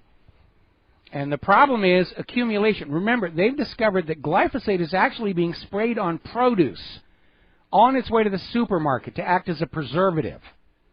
You're eating this stuff. Yes, you can wash off the fruits and vegetables, but it's inside there. Over in Portugal, they're testing people. And they're testing people who are not professionally exposed to glyphosate. We're not talking about farmers and people who are exposed to this stuff as part of their occupation. We're talking about ordinary people in the streets and homes. And they're finding the highest levels ever of glyphosate. It apparently accumulates over time. Your body is not able to get rid of it effectively. Now, the World Health Organization has declared this a likely carcinogen. The United Nations had a committee come on out and say that's absolutely nonsense. Then we find out that the chair and co-chair of that committee have financial ties to the biotech corporations. Now, the good news here is down on Maui, the State Department of Transportation has announced they're going to stop using Roundup for weed control along the roads on the island. They're going to be switching to organic herbicides and other more benign forms of weed control. So good for the people on Maui. It's one of the reasons they say Maui no ka'oi, which means Maui's the best. And it is a beautiful place if you can get there. Tomorrow, May 21st, there is a global march against Monsanto. You can do a web search to find out if there is a march near you. And if there isn't, make up a sign and stand on a street corner in your local town. Monsanto's products are dangerous. They are allowed, even encouraged, even forced onto consumers because they make huge amounts of money that Monsanto shares with politicians. And that makes it okay because they're making money. It doesn't matter if it makes you sick. We live in an age of such incredible fraud. Now, there's this lady named... Oh, there's the music. Okay, so we're going to take a break for station identification. When we come on back, the lovely Lady Claire will be joining us for hour number 3. Stay tuned. Aloha, America. Welcome back to our show, hour number 3. The phone lines are open, 800-313-9443. And for those of you watching on BAM User, this gorgeous creature sitting behind me is the lovely Lady Claire, who will share our Friday third hours with us with her unique perspective on the world. So what's the first thing you want to talk about? Well, I noticed that you were talking about glyphosate and the problems with this chemical, but it's worse. 85% of feminine hygiene products that are made from cotton, the cotton is sprayed with glyphosate right before it is harvested. Oh, my. So do you talk about toxic cocktail? I think you're obviously not rinsing these things out before you use them. No. And so you're just absorbing the glyphosate through the very thin tissues in those delicate areas. So to all of the women who are still using and needing feminine protection and the men who love them, please take a look. I just went back to my source article just to make sure that I was correct on this. And it's primarily tampons. But you need to think about going to a more natural, non-drug treated cotton to make these things. You may find them in the health food stores. You may have to order them online. But Mike, with the incredible actual blow-up of numbers in terms of cervical cancer, vaginal cancer, et cetera, I have to wonder how much of this is a factor. And in my mind, logically, it cannot not be a factor. Well, it's basically nonstop money making. I mean, they're making money selling these feminine products that are quite likely giving them cancer. At the same time, they're selling us a vaccine to protect against the cancer. It's just, coming and going. And Yeah, so ladies and gentlemen who love your ladies in your life. I love my lady. I know you do, dear. And also the young women who are just at that point of needing to look at that kind of protection, please find the most natural you can find because it will do well for your health in the future.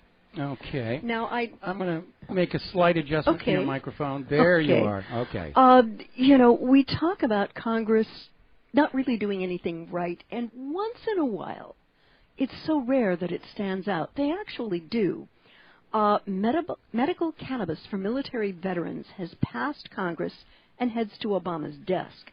Now, what this does is block the Department of Veterans Affairs from enforcing its rule that treatment with medical cannabis cannot even be discussed between doctors and veterans who are being treated. And it has a very positive effect on PTSD, on pain, and is a tremendous alternative to opioid painkillers. And I am hoping that Obama does not veto this. It's obvious that the VA put this rule in place to prevent the pharmaceutical companies, which had made drugs which have the lousy side effects, not to lose their market share with our veterans. And congrats to the House and Senate for actually doing something approximately right here. And I do hope this treatment is able to help our vets who are dealing with these horrendous psychological and physical results from the wars. Well, I'll wager that there's going to be a lot of pressure from pharmaceutical industry lobbyists to get this bill killed or rescinded. Yeah. It's not over until the fat lady is sung, and I don't think she's hit her aria yet on this one. Okay. But what's next on your list of things? What's next on my list? One of those things from which we were distracted by what we were told was important this last week. The Israeli Defense Chief, Moshe Alon, has quit the government as of today, warns of extremist rise under Netanyahu. And the guy who's replacing him, wait for it, Avigdor Lieberman. I mean, Israel's new coalition government is just slightly to the right of Attila the Hun. Yeah. In fact, even the Israeli media is saying this is the most right-wing government Israel has ever had, and that bodes very ill for the people of Palestine, or people of Gaza and the West Bank. And what I hope is the gentleman who's just resigned, Moshe Ya'alon, will go public with as much of what he can to not only the Israeli people but the world, because in noticing the suddenness with which he resigned, all I can say is something wicked this way comes for the Palestinian people. And the more he is able to get out in front of it, if he feels he morally and legally can, the best for both the Palestinians, the Israeli people, and the world. We need to know what the agenda is and what's coming. Well, I think it's a safe bet that the agenda is going to be to come up with a final solution to the Palestinian question. Yeah. And then beyond that, we know that the right wing in Israel's agenda is still Eretz Israel, a new Israel from the Nile to the Euphrates. Yeah. Which is why they're encouraging all the people living in those lands to migrate to Europe and promising them free cars and homes and cable TV and everything else. Yeah. But whatever it is, it's coming quickly, and it's going to be devastating to the Palestinian people. So I hope Ya'alon does let his conscience be his guide. I think you've mentioned this, that Russia has proposed a joint Syrian airstrike with U.S.-led coalition from May 25th. However, the United States is sticking its fingers in its ears and saying, la, la, la, la, la, we're not going. I knew that was going to happen. Yeah, but Moscow, this is interesting, reserves the right to stage strikes unilaterally, meaning that it's probably going to be hitting in the head all of those alleged moderate Arab jihadists that the U.S. is funding and training. But the move, Mike, by Putin has been absolutely brilliant because it's demonstrated that the U.S. doesn't really want peace. They want to do the regime change with Bashar al-Assad out by any means necessary. Well, basically, what Russia and pretty much everybody else in the rest of the world already know. Yeah. ISIS and Al-Qaeda are tools of the United States of America. Yeah. When the U.S. went into Syria, they were never really going after ISIS and Al-Qaeda and al-Nusra. They were bombing Syria's infrastructure and Syrian military assets that could oppose these U.S. proxies. And Russia called them out on it. Yep. And the U.S. is trying to figure out some way they can get back in and go after Bashar al-Assad. And my guess is going to be that probably on the 25th, they may try a decapitation strike and just go after Assad and kill him so they can say, well, Assad is gone, now it's time for the new U.S.-approved puppet rulers to take over. Yeah. And, by the way, the 25th is next Wednesday, folks. Yes. This is coming up very, very quickly. And in relationship to that, apparently the U.S. Plan B in Syria would be to legitimize Daesh. Yes. As taking over once they're Wait a minute, aren't they the bad guys? They were like abusing puppies and tearing tags off of couch. We had all those videos from Rita Katz that these are bad people, and they dress funny, and they smell awful, and they can't dance worth a heck. No, they can't. But this is where we're standing, with a government that is completely lying to the American people on everything with regard to Syria. And Mike, what concerns me is how close we are potentially to a war with China and a war with Russia, and we're doing this with weapons that do not work as advertised. We don't have the troop strength, we don't have the money, and we sure as heck don't have the manufacturing because we outsource the manufacturing. It's just insane. It really is, but again, as I keep reminding everybody, the bankers who are behind these wars don't care who wins or loses because they make money off of both sides. Either way. And, yeah, the money junkies behind all of this, they are perfectly okay with the United States being destroyed. Yeah. Because, it's just all about enslaving the world to debt. And as I've mentioned many, many times before, prior to the creation of the Federal Reserve, there was no such thing as a world war. And now we're into big mistake number 3. Yeah. And another little comment about the U.S. military. You were mentioning about how the Egypt Air came down right under an area where the U.S. was doing a drill. Right over. This U.S. Navy exercise, which is getting to be a horrible, horrible repeating pattern. Yeah. Apparently, the U.S. Navy will create a global kill web of all sensors and weapons, but have called it a tactical cloud instead of Skynet. And the question is, it's very obvious that the Russians have outsourced and outclassed us in terms of weapons of these kind at every turn. And how soon is this going to happen? And B, it is a known reality that stuff on the cloud can disappear. All your data that you've put on the cloud can go away for mysterious reasons, and you can't get it back. I mean, what happens if we're actually in some kind of a battle situation and they are relying on stuff that was on the cloud? Hello? Well, no. They're not using the cloud. They're creating their own cloud architecture. Okay. Basically, this is the Aegis CEC system grown to cover the entire planet. And, of course, Aegis CEC is the system that by accident shot down TWA 800. Yeah. And, it's amazing. The state-of-the-art in software development is terrible. I mean, the Obama administration took longer to create a single website for Obamacare than it took for Harry Truman to win World War II. Yeah. Or win our part of World War II. We didn't really win World War II. No. We helped. We were on the winning side. Yes. But, I mean, that's the whole point when you look at all that was accomplished, all the ships and everything that were built, and the airplanes and everything, and we can't even get good websites. It really is tragic. And because so many of these horrible accidents are from software errors, like the Iranian Airbus, that was killed because of a software bug. The state-of-the-art in being able to write good, reliable software, it just doesn't exist in the United States. Look at all the problems they're having with the F-35. Oh, yeah. They can't get its software to work. The cannon, for some reason, has to be computerized. That's not going to be ready till 2019. I don't think they can get this global battle management system working. Mm-mm. They can't get it to work on a small scale. They're not going to be able to scale it up. Mm-hmm. And too much of these projects are handed out to crony contractors who don't even try and write the code themselves. They'll just buy a bunch of building blocks from here and there and try and glue it together, and it's never going to work correctly, as opposed to an integrated system that is built, with a top-down design and bottom-up engineering. Yeah. Well, remember Obamacare. That was a very interesting example of that kind of thinking.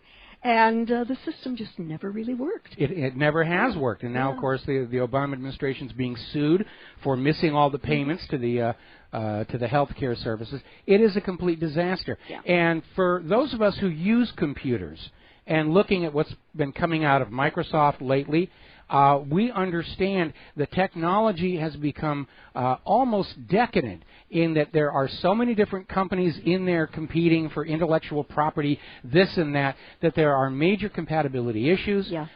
You know, this browser will work on this, that browser will work on that. We don't really have much in the way of industry standards any longer on which reliability can be built. Yeah. Sort of functioning like a duck-billed platypus that just can't get bits and pieces of it to communicate with. Well, I think the deity was stoned when he came up with that. When he said, "We're going to take a beaver, put on a duck bill here, and hey,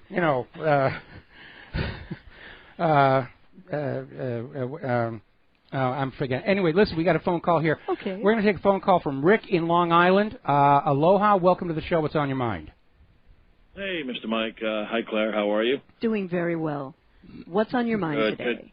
Hey, by the way, before I get to my topic regarding the Egyptian airline, I want to ask Claire, you use the song in terms of your theme, and I want to know the words to that song because I don't understand the words to the song. So which song are we talking about?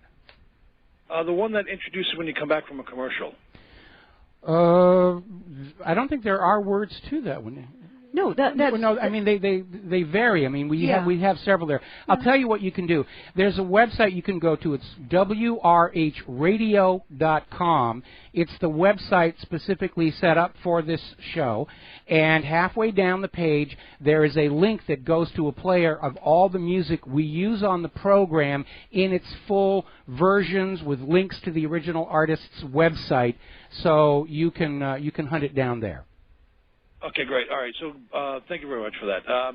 Regarding the Egyptian flight that I was just watching about, and again, I think this is the third or fourth time I called in, but it's funny. I was watching the news, and I'm very skeptical about it. And they have Egyptian satellite or European satellite systems that are able to find this. They found body parts, they found plane parts, etc. And whether or not it's a terrorist act or it's a malfunction of the plane, whatever, but they did find. And now they're searching for the black box. My question that I look at this is why isn't anybody asking, well, why weren't there the same type of findings with 9/11, in terms of the Pennsylvania and the Pentagon, right? Where was the body parts? Where was the suitcase? Where was the satellite coverage, et cetera? It makes sense to say, well, if we can do this with an Egyptian airline, coming from Egypt to France or wherever it was going, and there's other satellite systems. Where were these satellite systems, et cetera, during 9/11? Well, it depends on which system you're talking about, but if you go back to the one that John in Barbados is talking about, where the airplane is sending telemetry of its condition so that when it arrives at its destination, maintenance is ready to go with anything that needs to be replaced, that actually didn't exist back on 9/11. Just like they didn't have the internet service provided to the passengers, because that's also through a satellite link. There's been a tremendous leap forward in some of this technology since then. But in the case of 9/11, the reason there was no coverage out in Pennsylvania was because the official story was that Flight 93 just crashed into the ground, and yet body parts and wreckage were spread over 8 miles, which indicates that it actually came apart in the air. Now, if we are in fact, they didn't even find it though. They didn't even find those parts. They didn't find body parts. Yeah, they did. They were pretty shredded up here. But in the case of the Egypt Air, it went down in the Mediterranean, and that makes it very convenient for there to be a cover-up. And if they find the black box, it may be altered. We saw that with TWA 800. Where the plane crashed on my hometown. Yeah, the plane crashed. They could hear the pingers on the black boxes, and then all of a sudden the pingers went away, and then all of a sudden they came back again, and then something like 4 days after it all happened, they finally found the black box, which of course said absolutely nothing strange happened. Right. In fact, if you compare it to the flight, TWA 800. which went over in the ocean, they were able to salvage all those parts, move all the parts to Maryland, rebuild it, and there's pictures of Flight 800 rebuilt, you know. Yeah, but consider the depths, and consider the relative depths. I mean, where TWO 800 went down, the water was relatively shallow. Ordinary single-gas divers could reach the bottom. Well, the Mediterranean's a lot deeper. Right. But what about, flight, the Pennsylvania flight? That's my original point is, even if it's scattered over 8 miles, it's still easier to recoup those airplane parts and body parts and luggage over land than it is over the long, Yeah, but if the wreckage of Flight 93 indicated it had been killed with an air-to-air attack, that's obviously something they can never let the public see. Exactly. So they couldn't rebuild the plane like they could in Flight 800. So therefore, again, my whole point of calling was, here's an Egyptian airline that's going there. They found it in the Mediterranean Ocean, deep depths, et cetera. They have floating body parts and fuselage and luggage. In Flight the Flight 93, they couldn't do anything. So why aren't the people, or why aren't the reporters saying, well, if we can do that, it's got nothing to do with technology advances, is if we can find it in the deep Mediterranean Sea and still assess, why can't we do that? Okay, well, Rick, they haven't found the complete aircraft in the Mediterranean. All they've found so far is the stuff that's floating on the top of the water. And there is, they have not even come close to having the complete aircraft yet. And if, in fact, it was killed in another one of the tragic mistakes during a military exercise, they're probably not going to want to find too much of it. Because of the fact that after TWO 800, even the people looking at that rebuilt wreckage could see where it had been hit by a missile. All right, we got a song. Thank you. This song is one I'm looking about the lyrics. This one doesn't have lyrics. This is something Claire wrote, and it's our outro music. Thank you very much for the phone call. We got to let you go. We'll be back with the lovely lady Claire in 3 minutes. Put up the volume there. Welcome back to our show here. And Claire, what is your next story? Well, a couple of them that sort of dovetail. Apparently, NATO is planning yet more anti-Russian moves after finalizing their latest buildup to counter Russian aggression. And, Michael, you're not going to believe this, but the NATO Secretary General, Jens Stoltenberg, has said in public that Russia is going to invade Europe. I think the general has lost his reality license and needs to be gently escorted to a large, soft room where he can play with large, soft war toys that aren't going to hurt anybody. Well, we know what's going to happen next. There's going to be some radio station in Europe that's going to be attacked while it's on the air. Gleiwitz all over again. Gleiwitz all over again. Yeah, they're going to have a false flag saying, see, we told you the Russians are getting ready to invade. What the Russians want, they want trade, they want to collaborate in terms of research, medicine, and that first one, they don't want to go in militarily to Europe at all. They want trade. And and that was really kind of a big part of the problem, because Europe wanted to trade with Russia. Yeah. Russia makes quality products. Yes. Russia has healthy, organic, natural, non-GMO food to sell, and people want to buy it. And these sanctions that the U.S. has put on, and that the Europeans, to a degree, have signed off on, it's ridiculous. It makes no sense. And the other issue, which is very, very much related, something that came up last week that I didn't know about. Apparently on the 17th of this month, there is now a new Ukraine-Turkey naval coalition. Now, the Ukraine's Navy, I will try to be gentle about this, is not exactly world-class at this moment. But Turkey's weapons are definitely state-of-the-art. Many of them, I believe, have been given or sold by the U.S. government. And Turkey could be an annoyance in this alliance with Ukraine. Erdogan is already out there saying that it's time to rescue Crimea. So far from this claim that Russia is about to invade Europe, it looks like Turkey and Ukraine are about to invade Crimea. Yeah. And what the Russian government has done has been to put, I believe, a new communications station there and a radar. So any attempt at that is going to result in a military conflict. Which is exactly what the U.S. wants. Yeah. The U.S. economy is going to implode unless they can destroy the ruble and the yuan and force the world back to the enslavement of the U.S. Federal Reserve note. Yeah, you know, we have friends who are in the military. We have family that's in the military. It is very personal to me. And I would strongly caution this administration that they need to think about getting back to good faith, hard-won, win-win negotiations with other countries other than waging wars.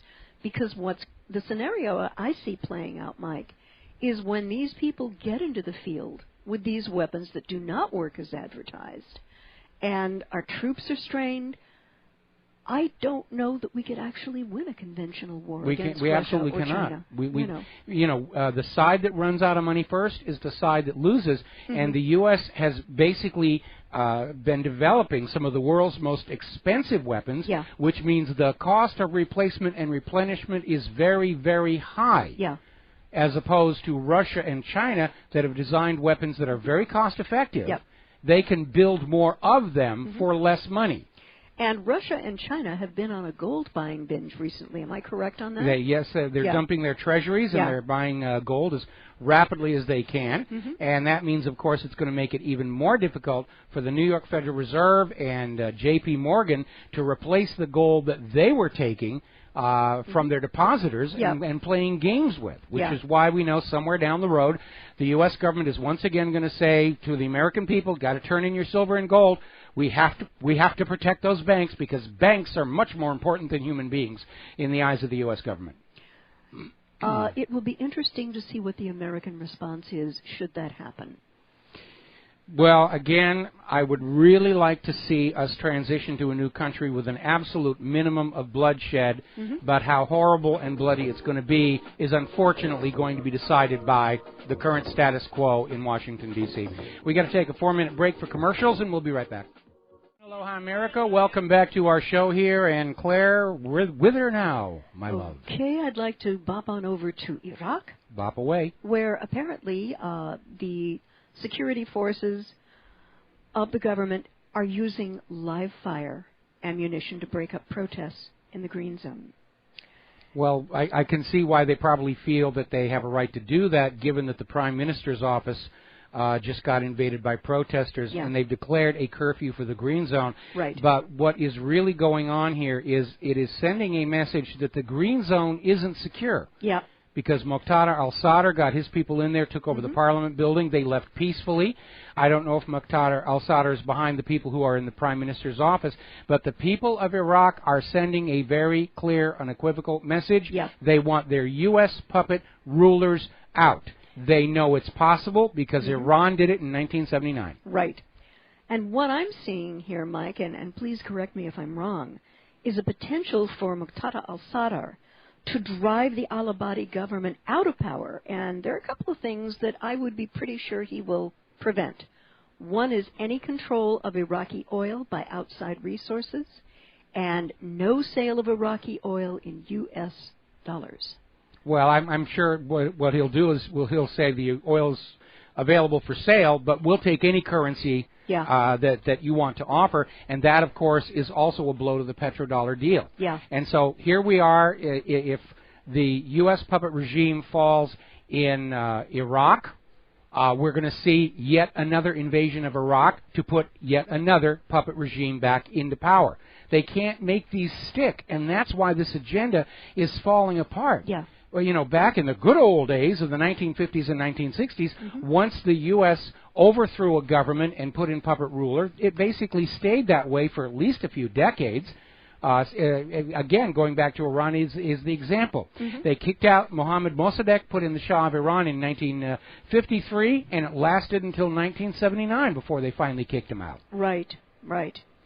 And another country that we need to be very concerned about is Yemen. Yes. There has been a terrible inability for the al-Hadi former government and the Houthis to come to any kind of a power-sharing agreement, which I think means we are looking at another Saudi escalation in Yemen. Well, the Saudis aren't doing very well, and that's No. why we're starting to hear that there are going to be American boots on the ground. They're already there. Yeah, they're already there. And what's going on there, of course, is the installed junta is in serious trouble. At one point, they were literally holding office on an abandoned car carrier at the harbor, a ship that was used to transport. That was the seat of government. Wow. And again, what we have is the people of Yemen want the U.S. puppet rulers out.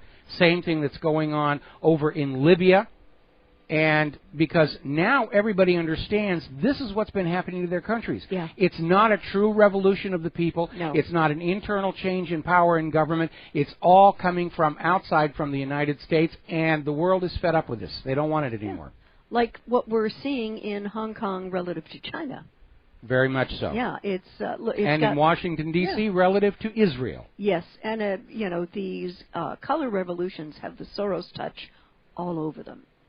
Well, the color revolutions began as true revolutions, but they were hijacked. They were co-opted. They were co-opted. Yeah. And the U.S. said, oh, these people are unhappy with their governments. We can get in there and steer them to a government of our choosing. And that's when it all started coming up. And it flips back and forth. I mean, the first Egyptian revolution was real. They kicked out Mubarak, put in Morsi. Then there was the counter-revolution that took Morsi out and put El-Sisi in. Yes. And that was definitely, the U.S. saying, by golly, we want our puppet ruler in charge of your country, and who cares what the people want? Yeah, absolutely. And there is another issue regarding the Clintons I'd like to mention. Oh, please do. For Please what do. it's worth. Please do. And I think the title of this article wasn't, but it should have been, How Bought Are They? And apparently Clintons took payments from Trans-Pacific Partnership backers last year. Ooh, imagine my shock. Yes, imagine my surprise.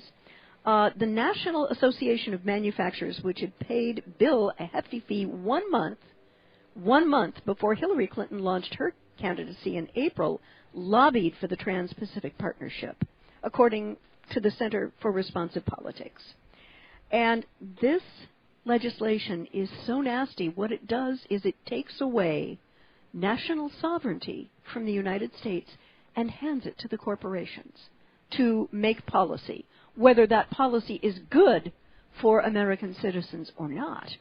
And in looking at some of this, it doesn't look like it's going to be really great for we the people. Well, it was bad enough when they said corporations are legal persons. Yeah. Now they're trying to raise them to the level of being gods and above the sovereign governments of nations. And it is a pure giveaway to corporate rule.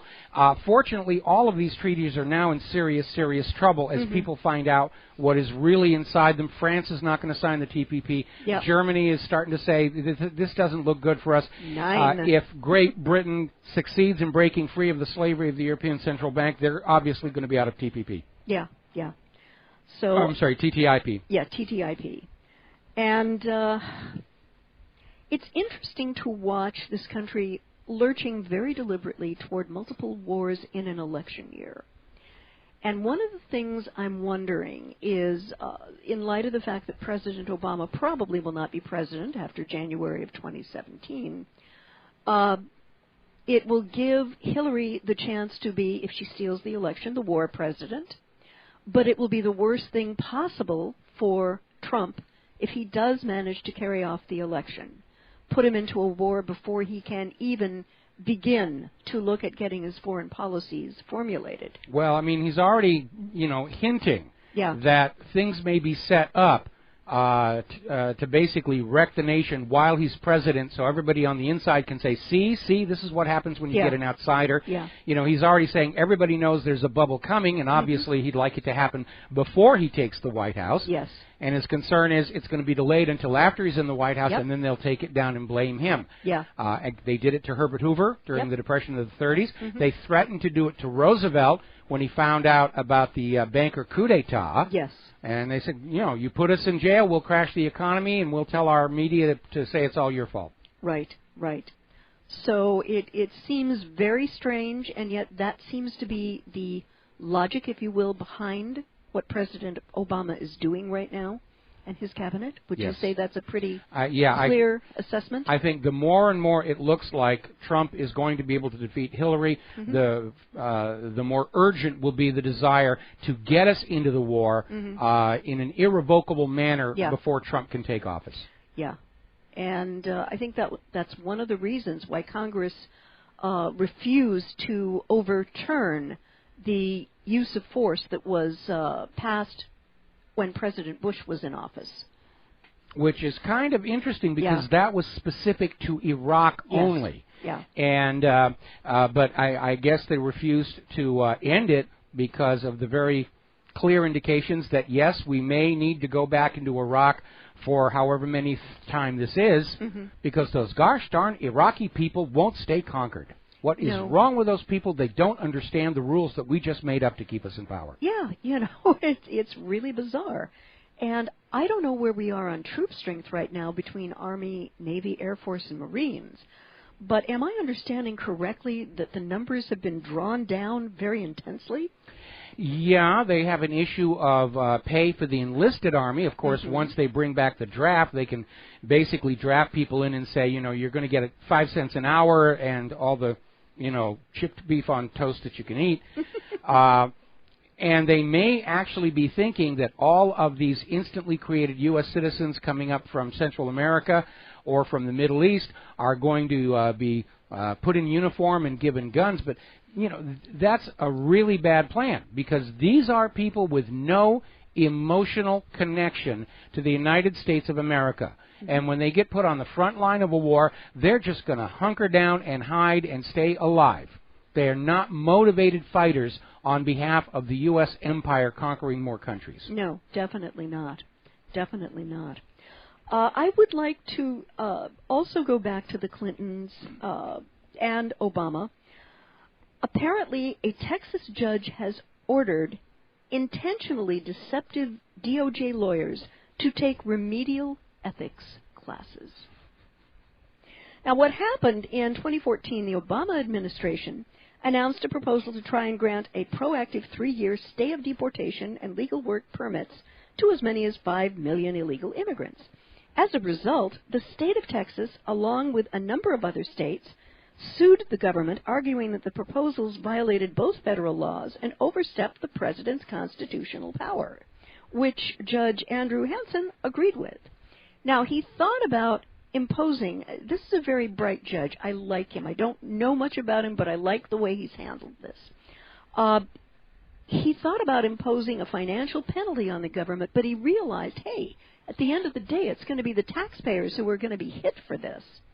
And so instead of what maybe the greatest court-ordered ruling ever, Hansen ordered the lawyers at the DOJ's headquarters in Washington who practice in any of the 26 states that sued over amnesty, they have to take at least 3 hours of remedial ethics training per year, and these classes must be taught by at least one recognized ethics expert who is unaffiliated with the Justice Department. Well, they've got that ethics professor just got, charged with sexual harassment. I'm sure he's going to be looking for a job pretty soon. Oh, my goodness. But, I mean, you have to appreciate the irony of this. This is the so-called Justice Department, which is supposed to be about justice for all of America's citizens. No, you're mispronouncing it. It's not the Justice Department. It's the Just Us Department. Okay. I'm sorry. My bad. Once you do that, you understand why Loretta Lynch can be up there saying that espionage and treason, I don't think we can prosecute that, but we're going to sue those global warming deniers, and we're going to drive them out of business. Oh, man. That is... It's very strange because science, in order to work as science, has to be pinned on logic and reproducible results, right? Well, it should be, but unfortunately, the rulers have realized that they can't put out a priest to convince us God wants us to go along with what they're going to do. Modern humans have lost faith and, more importantly, obedience and trust in organized religion, partly because of the epidemic of child molestation. So instead of having a spokesman out there in a religious robe, they took the robe back and they put a white lab coat on the spokesman and say, okay, the scientists are saying that you should go along with the government agenda, and then, of course, when we find out the scientists aren't really scientists at all, and we reject it, and then we get all these ridiculous stories we're seeing in places like National Geographic and Scientific American about why don't people believe science any longer. We've been lied to. Well, no, you're not supposed to believe in science. Yeah. Okay, science is supposed to operate in the absence of belief. If they're asking you to believe something, it's not science, it's religion or politics and propaganda. And again, beliefs are chains used to hold free minds as slaves. No chains of iron or steel ever bound a human being tighter than the chains made of the beliefs with which we are indoctrinated as children. Mike, when did you start getting skeptical about the official lines that we were fed about this, that, and the other? When was your moment of truth, your Buddha on the road moment in this regard? When I got kicked out of Sunday school for asking impertinent questions about where did Cain get his wife and the rest of it. And I mean, it depends on the subject. I started getting suspicious about the John Kennedy assassination about the time Jim Garrison came out with that. Right. In terms of global warming, that never made sense. And, of course, you know, once we had been basically blacklisted out of Hollywood following Vince Foster, is when I really began to understand the sheer scale of lies and deceptions in which our culture is marinating. Yes. So. And it was sort of a wake-up and a trial by fire for me as well.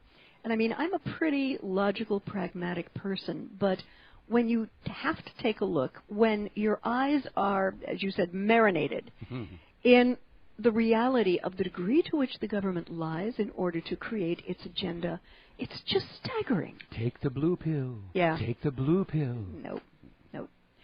Yeah, it's just very frustrating. And it is. We're the most lied to people on the face of the earth. Yeah. And again, if there is one thing that the independent media can declare victory in, it is that we have removed from governments and corporations, and for that matter, organized religion, the ability to lie to the public with impunity. Yep. And that is really so much a foundation of their power over the people. And they're beginning to realize they're in serious, serious trouble. Yeah, you can kind of smell the panic. Yes. So what do you think that Hillary's next move is going to be in terms of her campaign? Well, she's already out there declaring that Bernie Sanders is finished and the primaries are over and she's going to be the nominee, which certainly with the way Debbie Wasserman Schultz has been playing dirty, that's a given. Yeah. But Hillary is mishandling the situation because the way she is proclaiming her ascendancy is only going to enrage Bernie Sanders supporters who know they have been cheated. All that much more. And they are probably, in fact, there are already polls showing most of them are going to vote for Donald Trump. And if Hillary goes into November and all of Bernie Sanders voters are voting for Trump, she's going to lose in a landslide, and all the vote rigging is not going to be able to change that. So Hillary is just going to continue to go on the attack against Donald Trump, despite the fact that it keeps backfiring. And again, I am very, very concerned that now that the Ron Paul tactic has failed to get Donald Trump out of Hillary Clinton's way, they're going to resort to the Robert Kennedy treatment. Yeah. One has to hope that he is continuing to wear his Kevlar undies. Absolutely. And bulletproof vests, et cetera, et cetera. And bulletproof hair. All right, we're going to grab a real quick phone call here before the commercial break. Rick on Long Island, I guess you're back here. Do you have a comment? Yes. Again, Mike and Claire, I want to thank you very much. I love you guys. Thank you. But you know what? As I'm listening to your dialogue, I sense a sense of frustration. And I wanted to mention is, James Corbett. I think you guys have collaborated in the past. Oh yeah. Also, Sibel Edmonds. Yes. And the whole thing with NewsBud that Sibel and a group are trying to launch. And I didn't want to make a comment online because I'm afraid of being tracked. I used to work for NSA. Okay. But you know what is the frustration that you're. Okay, Rick, I'm going to have to put you on hold. It's a 3-minute commercial break. Don't go away, and I want to finish this call as soon as we come back. We'll take you on the other side, Rick. That's true. Yeah. WhatReallyHappened, Aloha America. Welcome back to the show here. We're talking with Rick in Long Island. We're talking about the independent media basically getting the truth out there and destroying forever the ability of the government and corporate media to successfully lie to the people with impunity. Thank you, Michael, and Claire. Thank you very much.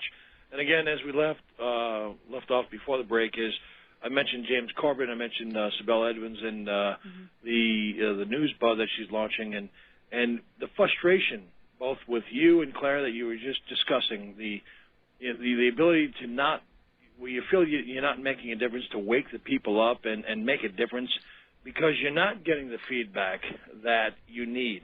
Well, just like there's a shadow government, there's a shadow alternative people, okay, that they are just as courageous as you and James Corbett and all the other folks that are posting online. I know that. I do know that. But they feel, let me say, instead of saying they in the third party, I feel, is rather than expose myself, now calling in doesn't expose myself because I don't have to give you my DNA and my email, etc. No. But and get on some sort of a tracking list. But people are listening, and they're making changes. They're taking it all in, and they are voting with their dollars. They are, not spending more money at big corporations that they disagree with. They're listening to what you're saying and the research and the relationship that you have on air, et cetera. People are listening, and it is making a difference. Just because we don't always necessarily disclose our email address, et cetera, doesn't mean that you're not making a difference. Well, now, I need to correct your misperception here. We feel we're making a difference, or I just wouldn't be doing this at all here.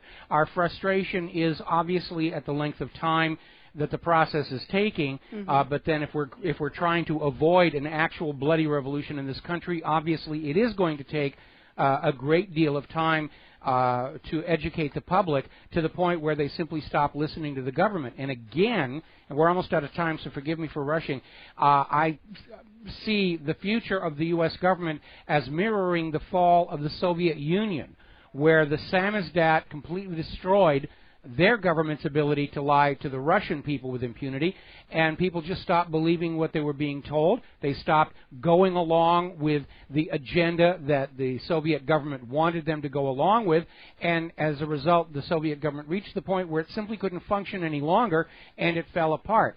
And I really see that as the most likely outcome of current events in this country. It is the most desired outcome because it brings about a change in our society with a minimum amount of destruction and bloodshed.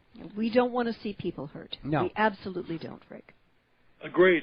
Well, there's one or two that I think needs a good coat of tar and feathers, but it's a short list. But again, there's also, think about it in terms of people that want to get involved, whether they have small businesses, et cetera, or they're just employees. You know what? They don't want to post anything on Facebook. They don't want to do anything because it will just invoke an audit. Well, I mean, there are so many people. There's so many people posting. They can't track them all. It really is an impossibility. But the very best thing that you can do is simply talk to your friends and neighbors and families and just say, what's going on now in this country doesn't work. It is time for a new evolution. Yes. Rick, thank you very much for the phone call. We're going to have to let you go. We're at the end of our show on this Kaahumanu Friday. We will be back here again Monday on the Republic Broadcasting Network, so have a really good weekend. Join that Monsanto March tomorrow, and Aloha America.